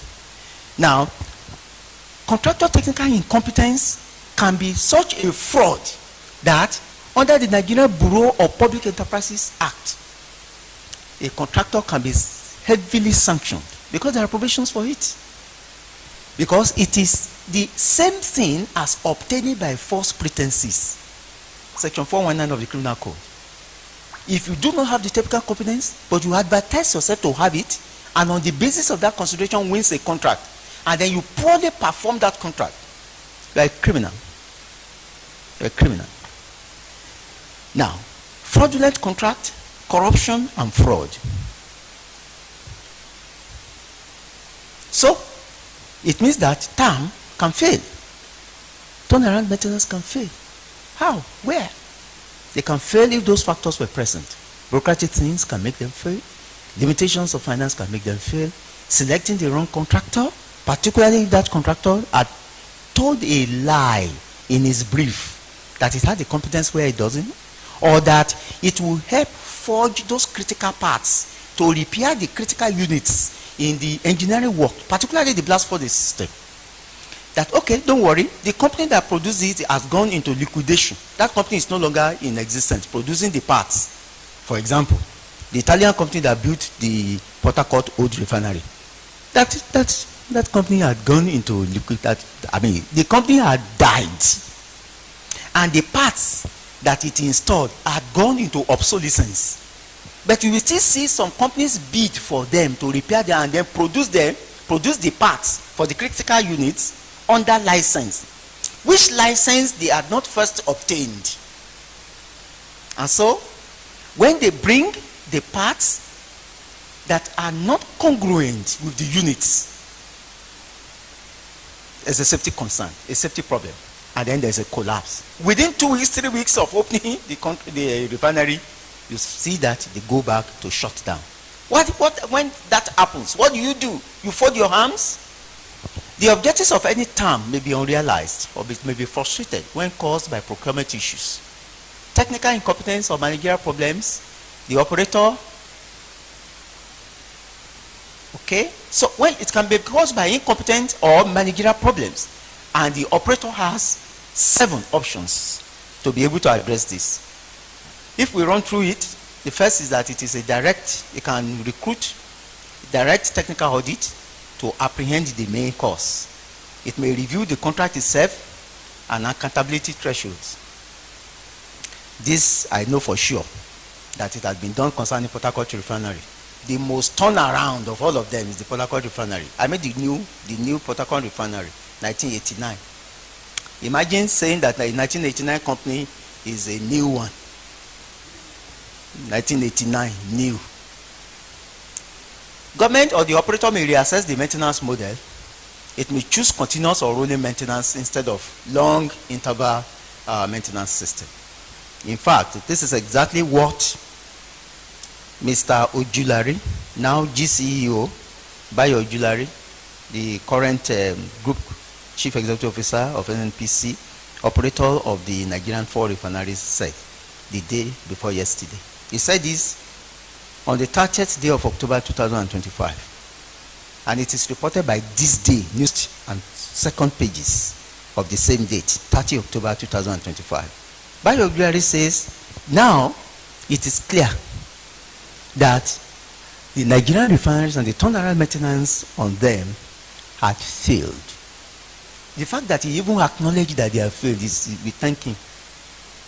And that there are now 3 options open to NNPCL to do.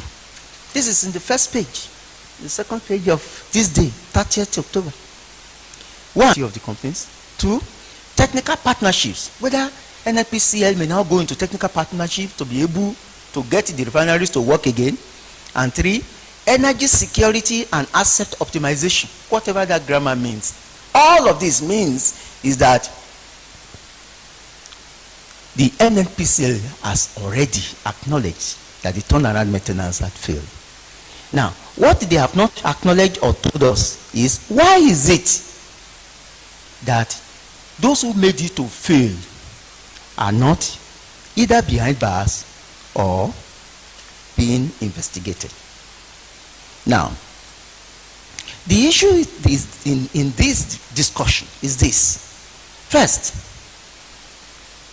has anybody, either from the National Assembly or from the records of the ICPC, EFCC, or from any judicial decision, where for the reason of fraud, negligence, poor performance, or sabotage, which is the fourth thing identified very recently, a contract fails in respect of turnaround maintenance of a refinery, that those who were culpable, egregious offenses were apprehended? Is there any record? I have searched to no avail for it. You won't find it anywhere. What you could find are these 2. 1, that the EFCC is preparing a file. Is preparing. After $1.5 billion was spent 2021 to now to do just 2 refineries. But the EFCC is preparing a file to prosecute contractors and officials of NNPCL in procurement fraud tied to TAM. I called my contact at the National Assembly yesterday. I said, please bring for me any evidence of anything, any committee that has been apprehended by a probe. The National Assembly has the right to do the probe. Section 87, Section 88 of the Constitution empowers it. Any organization to look at what they are doing in respect of wherever government is spending its money, the National Assembly can investigate.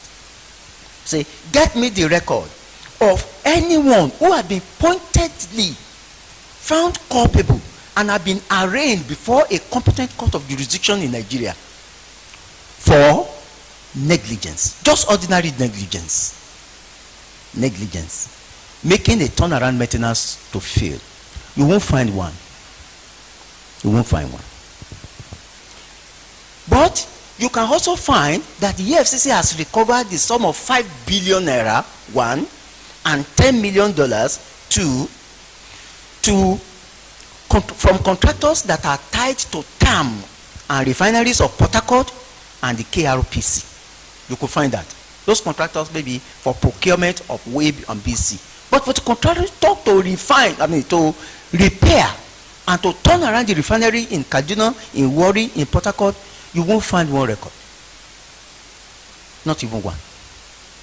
So, judicial intervention with respect to making national assets to fail seems to be very meager. Why?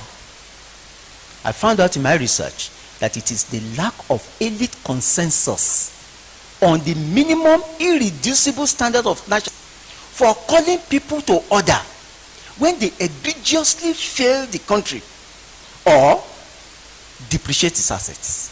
Nigerian leaders are not bothered. The thing is, if you apprehend one person and you take him to court, they say, please leave him. You will immediately find this. None of them can effectively address the issue of a frustrated national assets and a frustrated national development agenda.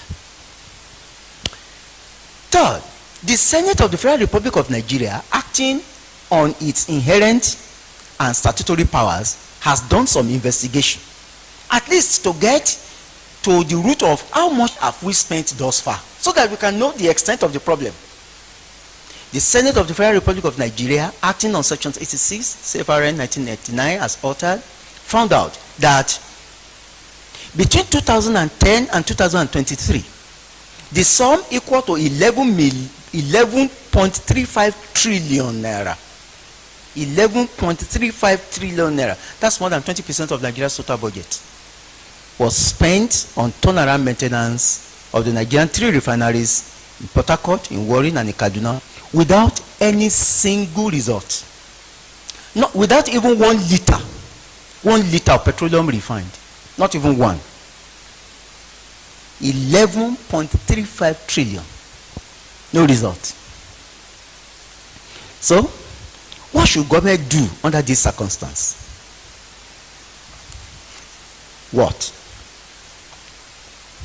Again, I emphasize 4 factors that is preventing real apprehension. The first, as I said earlier, is that the issue of turnaround maintenance in Nigeria is fraught with opacity. Opacity. It's never transparent. For example, the processes for the contractor winning the turnaround maintenance contract is never open. If you say the National Assembly has looked at the contractor and they have found the profile, why are you not publishing it? You publish it, CSO, civil society organization can look at it. Whether it is a credible or even an existent contractor or an engineering company or a competent one, why are you not publishing it? They will not publish it. Second, accountability issue. 3, patriotism deficit. A lot of people, some people operate with Nigeria and deal with the country as if it is a foreign country. They are Nigerians, but the way they refer to Nigeria, you will wonder whether they have any ick of patriotism in them. Not even one. And finally, lack of elite consensus. These are the Achilles heels of Nigeria's turnaround maintenance. I don't know why is it going, and it is the correct thing we should press. Why? What is the issue?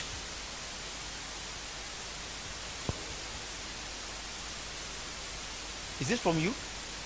Someone collected from me and it cannot be the last one. In fact, it is in his flash drive. So why did he ask for it in the flash drive if he will not beam it? It's in the flash drive and there are 23 slides there. Anyway.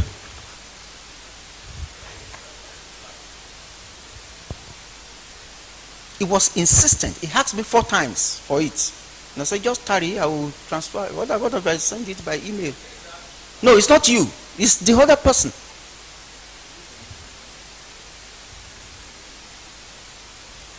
It's not even you. There's a black guy there that I gave him. He was insistent on it, on my neck.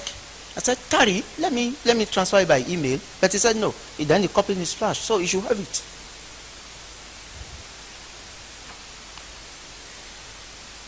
Anyway, most of the time, refineries that have worked, they have worked on build, operate, and transfer system. Most of them. Some are working on rehabilitate, operate, and maintain. They call it ROM. But whether it is a boat or a ROM model, the investment species and the contribution of the nation or the country that has built the refinery must always be acknowledged. and retained, not sent out, not sold off. So to turn around any refinery or any national asset is a good, patriotic, and economically viable thing. The problem is the level of honesty. It's honesty. It's not, the issue is about, are you honest with the processes? If they are not, there are judicial interventions that can be done. What are the judicial interventions? The legal interventions, of course, are the same thing as the judicial interventions. Now, the first is, it is possible, perfectly possible, for the, thank you. This is what, yeah, exactly. Thank you.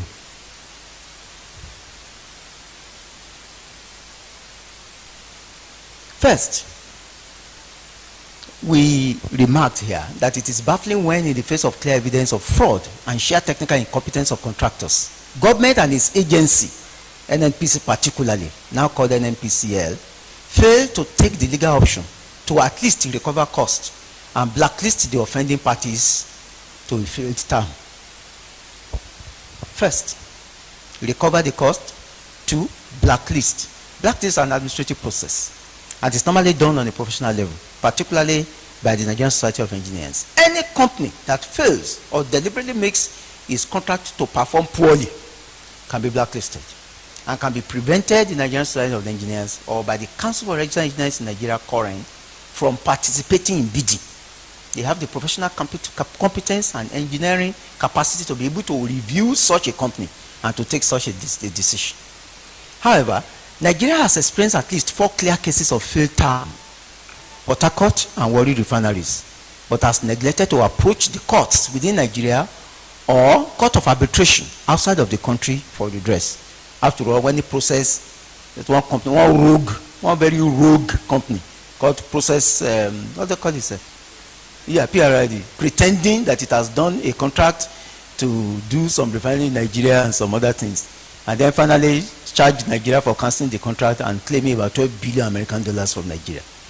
That has been set aside by arbitration.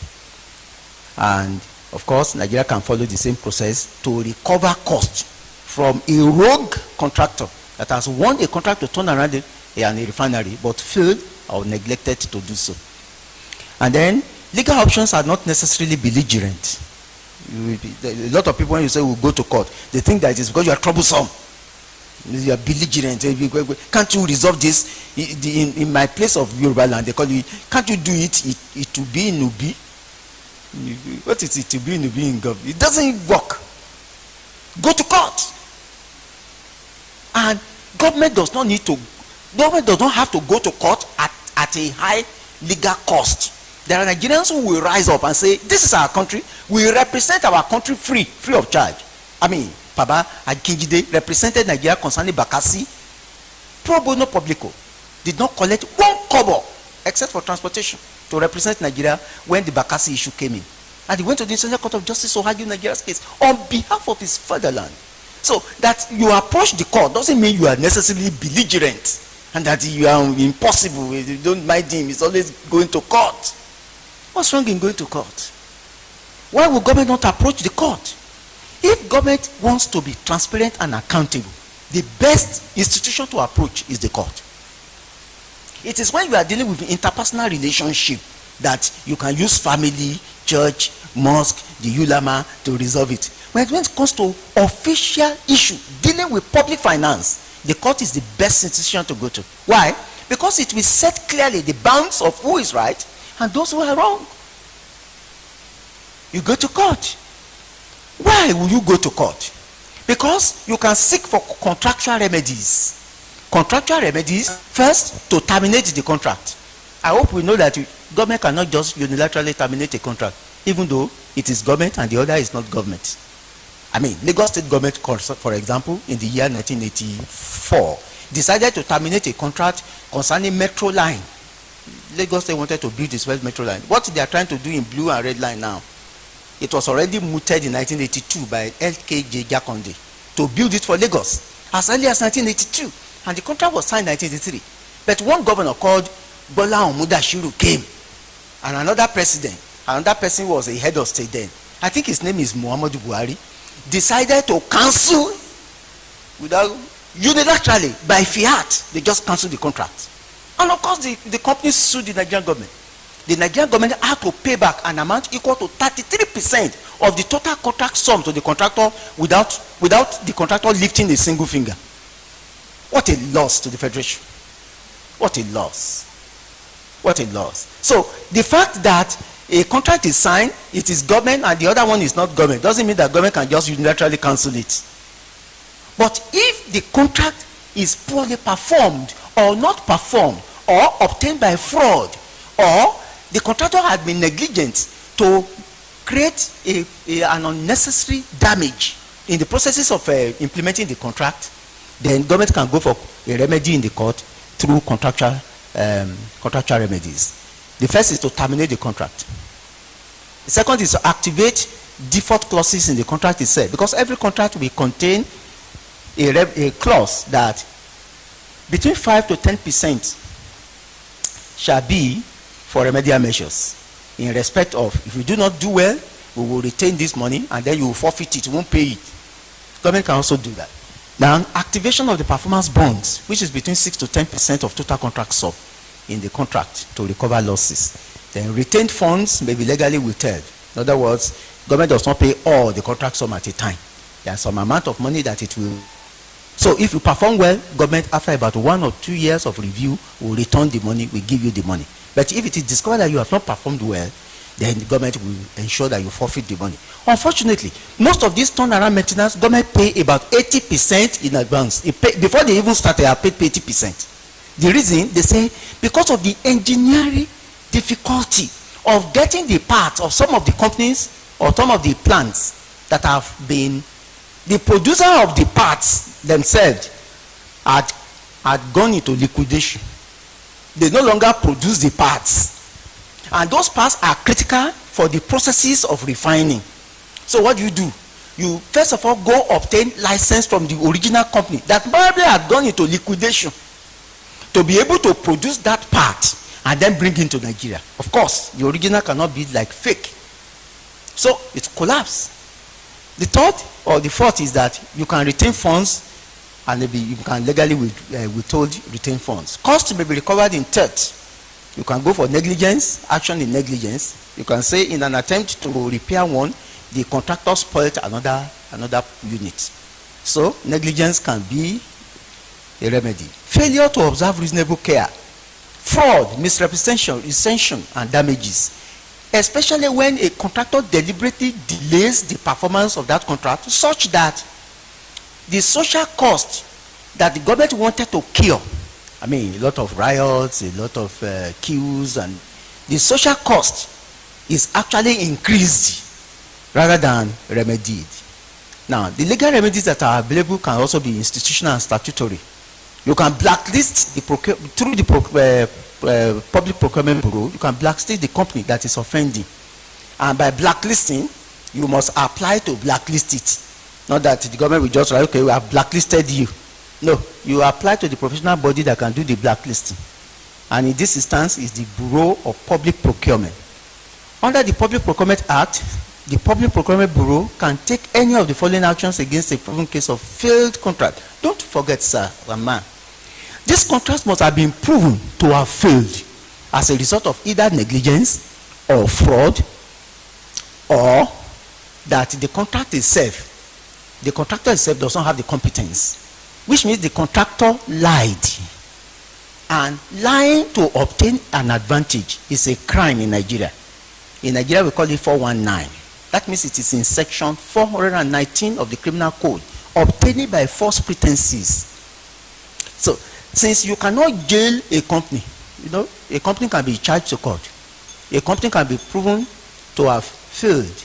A company can be shown to have committed an offense. But the company cannot be jailed. You can't jail a company. So what do? You will lift the veil from the directors. You lift the veil.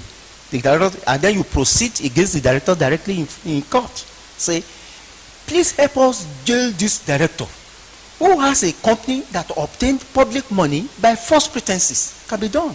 In the process in law is called lifting the veil. You can lift the veil. So someone cannot hide and say, oh, I'm separate from the company. The company is different from me.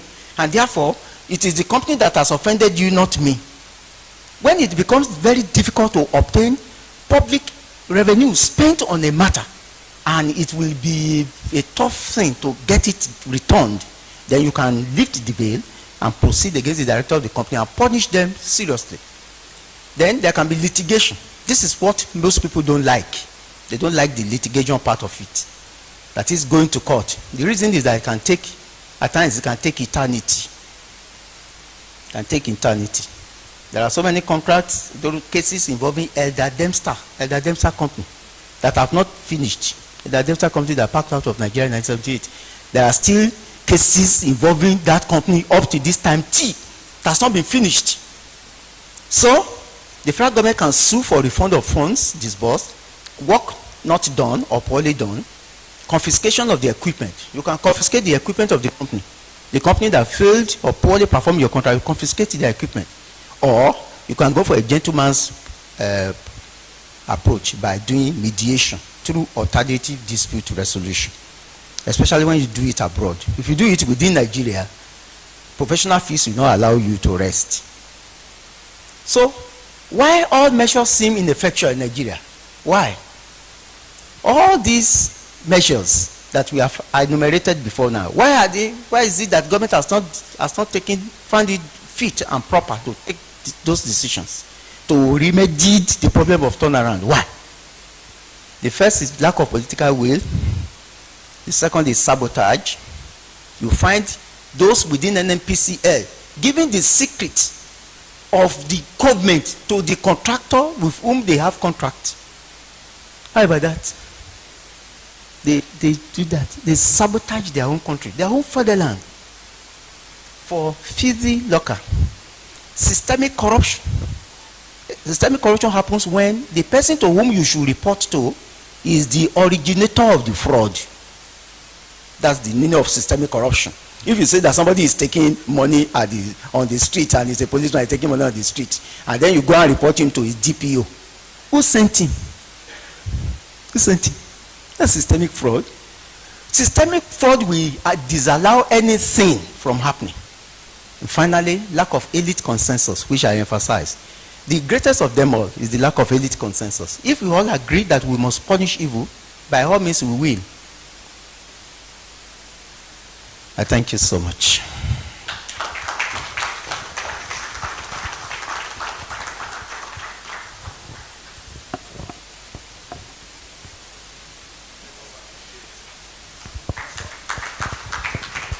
For that powerful delivery. Please, do we have any question for him? Any question for Prof? Yes.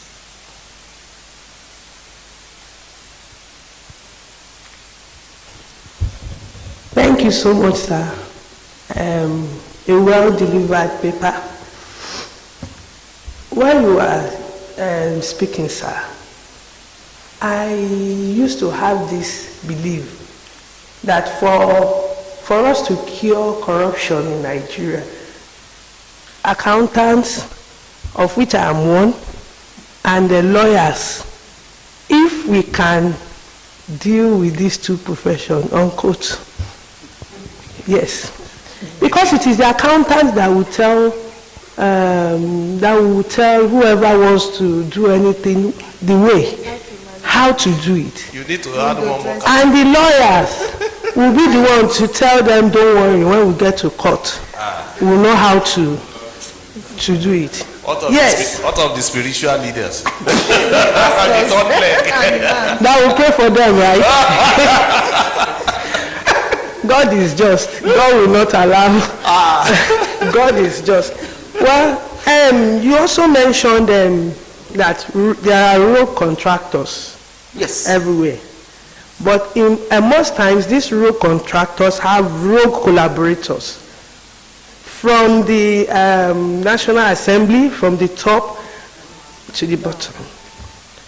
And then there was a case of there was a pension case of which the man went away with billions of naira, And at the end of the day, he was asked to pay 1 million or so. Minor.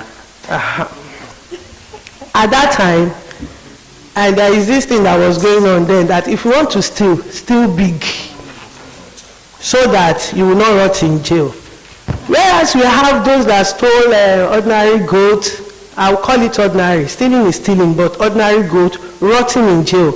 But those that went away heavily, except those that the government of the day want to deal with, it is so difficult to eradicate corruption. And it starts from there. So my question now is, if government is not ready to pursue contractors because they have deals, don't be surprised that for a 10 million naira contract, government road collaborators have 8 million naira interest. And that 2 million cannot even do that contract, and they know. So if government cannot pursue them, if they cannot make litigations against them, and then what can an ordinary Nigerian do? Because this cake is national cake, as they call it, but it is just being eaten by a very few set of people. And then those, ordinary Nigerians don't have the power. They don't even know what to do. So what can we do in this respect? Thank you, sir. Thank you very much. Prof, yes. Thank you. I appreciate the way you identify two professions, accountants and lawyers. I may not be able to speak for accountants, but for lawyers I can speak. I hope you know that it is not the duty of a panel beater to advise you not to get accident. I mean, a lawyer is like a panel beater, and you go and have accident. It's not his duty to guide you on how to not to do it. That's number one. So it's professional calling. Now, to defend, and it is a duty to defend any of your clients. Now, it's not left for individual conviction under maybe religion, spiritual convictions, not to do or give vent to evil, to decline representing someone that is patently an evildoer. So it's difficult. However, what can Nigerians do when things like this? It's like a cul-de-sac. It's like we are in the corner. It's like J.J. Okocha giving you blocking on the football field. How can you escape J.J. Okocha? This is it. No government exists without the concurrence of the elite. The elite. There's no society in the world where ordinary man governs. There's not even one. There are 193 independent countries in the world. Not even one you will find the ordinary man govern. They don't govern. It is the elite that govern. It may be religious elite, like in Vatican City, where the head of a church is also a head of state. So, it may be in a country where a criminal of the worst moral order is the president, like the one who just cancelled the visa of Wole Soyinka. Or a person who is highly responsible governing a country, but immediately she becomes head of state, the things that she was protesting against when she was not head of state, she started doing it in an advanced form in Tanzania. Now, it is the ordinary man working together in an organized, not an agonizing form, in the form of a CSO, civil society organization like you and I, that actually help to apprehend. Why? Because they themselves are elite. We call them social elite, for ensuring accountability. Otherwise, there's no way we can extricate ourselves. We are in a cul-de-sac. But through our organized efforts in civil society organizations, working together with the much hated but always critical lawyers, you can get certain things done. And has it happened in this country before? Of course, it has happened. And it can still happen. The only place and time that we have found it difficult to make it happen is under military regime. As long as democracy exists in a country, no matter how imperfect it may be, there's always a vista for hearing public opinion to do what is right through the civil society organizations. I thank you. A round of applause for Professor. Well, I want to thank everyone for your patience. We are actually running out of time, and we should bring this roundtable to a close within the next 5-6 minutes. And I will try to rush over one or two items. Now, if you look at the pack that you have, there is an evaluation form. Please, if you have it, we will appreciate if you can fill it and return it to us. Maybe before we go, before we finish our lunch, maybe after our lunch, before we leave here. Yes. Please, let's start filling it now in the next 5 minutes. Please. And I would like to call on Miss Cynthia Ofodile to come and give us the vote of thanks.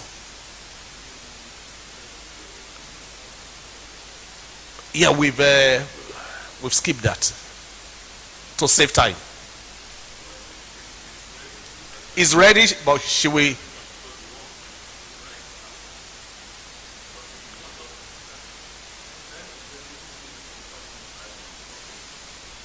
Okay. All right.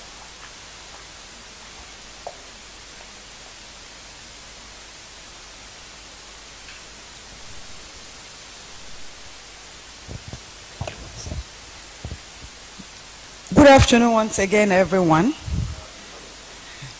My name is Naomi, and quickly I'm going to give us the key resolutions in brief from yesterday. From the first paper, which was taken by Dr. Steve Ogido, he came up with one or two resolutions, and the main ones being that organizations should close generational gap in terms of staffs, having multiple and diverse age range within the manpower to stop the effect of a brain drain.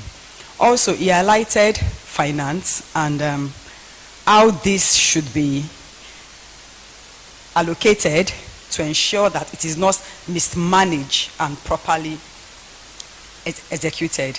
Then we have the panel, and from the panel discussion, the key takeaway from there was restructuring. Restructuring was the main thing taken away from there. I'll quickly go to that of today, this morning from Mr. Aluko. His key summarization, the key takeaway from there was, hang on a minute.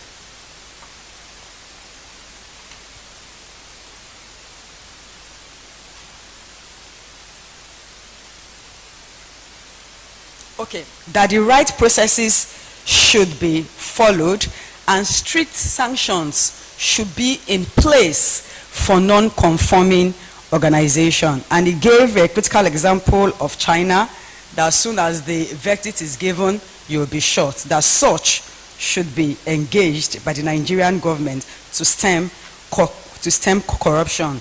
He also spoke about transparency, lender and borrower transparency, and that the right processes should be followed at all times. He also spoke on the fact that TMA should not wait for the case to become critical before the bleeding is stopped. As human beings, we go for periodic checkups. So as an organization, you should do periodic checkups in order to make sure that it hasn't gotten to the worst case scenario before something is done about that. Lateness can worsen the best case scenario. And he also mentioned the fact that no one size fits all. The organization is a dynamic being and it operates in a dynamic environment, And so each organization should be handled as an entity, and one process should not be carried out from one organization to the next in order to get good results. From the panel discussion from today, it was emphasized that things are not always black and white, that there are always gray areas. And this was emphasized in loan recovery for these failing organizations, that even when they are failing, we should not be quick to shut them down. Rather, we should find a way to bring them up, even if it means bending the rule a little to the left or right. From the panel, it also came out that the mindset of the entrepreneurs themselves should be worked on. The mindset of sharing from the national cake should be disabused. Another key takeaway from the section was that a black book should be opened for offenders. So when you take a loan from a particular organization and you are going again for the same purpose in the organization, you can actually check that like a black book open to everybody. So this will stem the issue of loans being taken multiple times and leading to black loan. They also mentioned that there should be room for more engagement from the regulators themselves. They should also review processes in a softer way. Like they said before, there is no one size fits all. Another action point is that of the microenvironment not being stable.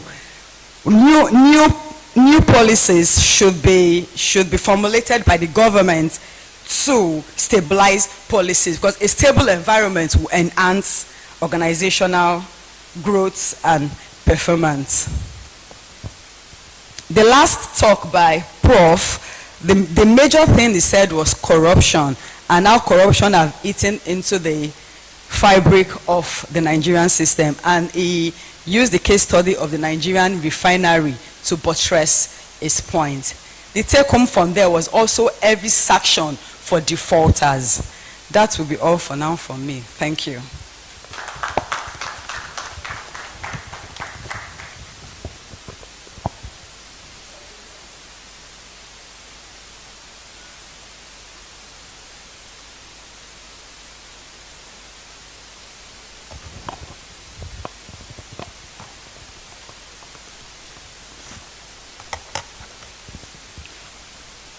Good afternoon, everyone. Okay, my name is Cynthia, and I'm giving the vote of thanks. Distinguished guests, ladies and gentlemen, as we come to the close of the 2025 annual conference of the Turnaround Management Association Nigeria in partnership with Konrad Adenauer Stiftung, it gives me great pleasure to deliver this vote of thanks on behalf of the organizing committee. Over the past 2 days, we have explored in depth the theme, Reviving Moribund Assets, the role of turnaround management in Nigeria's economic recovery strategy. The robust discussions, insightful presentations, and collaborative exchanges we have witnessed reaffirm our collective commitment to driving economic renewal through innovation, restructuring, and strategic management. First and foremost, our sincere gratitude goes to our esteemed partners, the Country Director of Konrad Adenauer Stiftung, CAS, Mr. Tobias Rutestoff, and the Program Manager of Konrad Adenauer Stiftung, Mr. Samson Adeniran, for their invaluable collaboration and unwavering support in making this event a success. We also extend our heartfelt appreciation to our sponsors, whose support has been instrumental in ensuring that this conference was not only successful but accessible, with free registration and virtual participation options. To our distinguished speakers, panelists, and moderators, we express our deepest appreciation for sharing your expertise, time, and vision. Your contributions have enriched our understanding of turnaround management and its crucial role in national and regional economic transformation. We equally thank our special guests, private sector leaders, financial experts, and turnaround professionals for gracing this event with your presence and engagement. A warm thank you goes to all participants, both in person and virtual, who joined us from across Nigeria and beyond. Your questions, comments, and enthusiasm have made this conference vibrant, interactive, and impactful. To the TMA Nigeria Executive Committee and organizing team, thank you for your dedication, planning, and behind-the-scenes efforts that brought this conference to life. Before we close, I would like to extend a special invitation to all participants who are not yet members of Turnaround Management Association Nigeria to formally join our growing network. Why join the TMA Nigeria? Membership opens the door to a wide range of professional and personal benefits, including access to global certification programs such as Certified Turnaround Professional, CTP, and Certified Turnaround Analyst, CTA, which is an internationally recognized credentials that validate your expertise and enhance your career. 2, networking opportunities with leading turnaround experts, investors, restructuring advisors, and business leaders across Nigeria and the global TMA community. 3, exclusive training workshops and seminars designed to build skills in restructuring, insolvency, financial recovery, and business transformation. 4, access to industry resources, research, and best practices from TMA International, giving you insights into emerging trends in turnaround and restructuring. We encourage you to register and become a part of this professional community dedicated to transforming organizations and economies. Finally, as you depart, let us carry forward the energy, connections, and knowledge we have gained. Together, we can strengthen the turnaround management ecosystem and contribute meaningfully to Nigeria's economic recovery journey. Thank you all once again for your participation, partnership, and commitment. We wish you safe travels and continued success in your endeavor. Thank you all.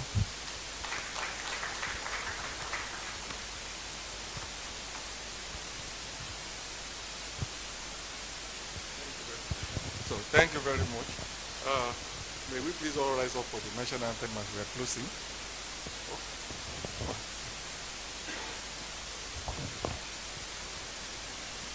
Okay, we share your certificate, so we will give you your certificate while we are eating after the national anthem.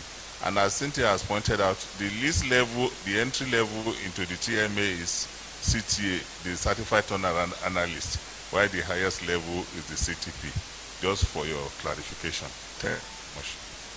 So please, we need to hurry up. The restaurant closes by 4 p.m. So we have less than 10 minutes to enter. If you enter, they can't send you out. So, national anthem, please. Nigeria, we hail thee, our own dear native land. Go try that unveil thee, in brotherhood we stand. Nigerians old and proud to serve a sovereign motherland. Thank you very much. Please, let's rush to the restaurant. We have less than 10 minutes. Please. Olumide.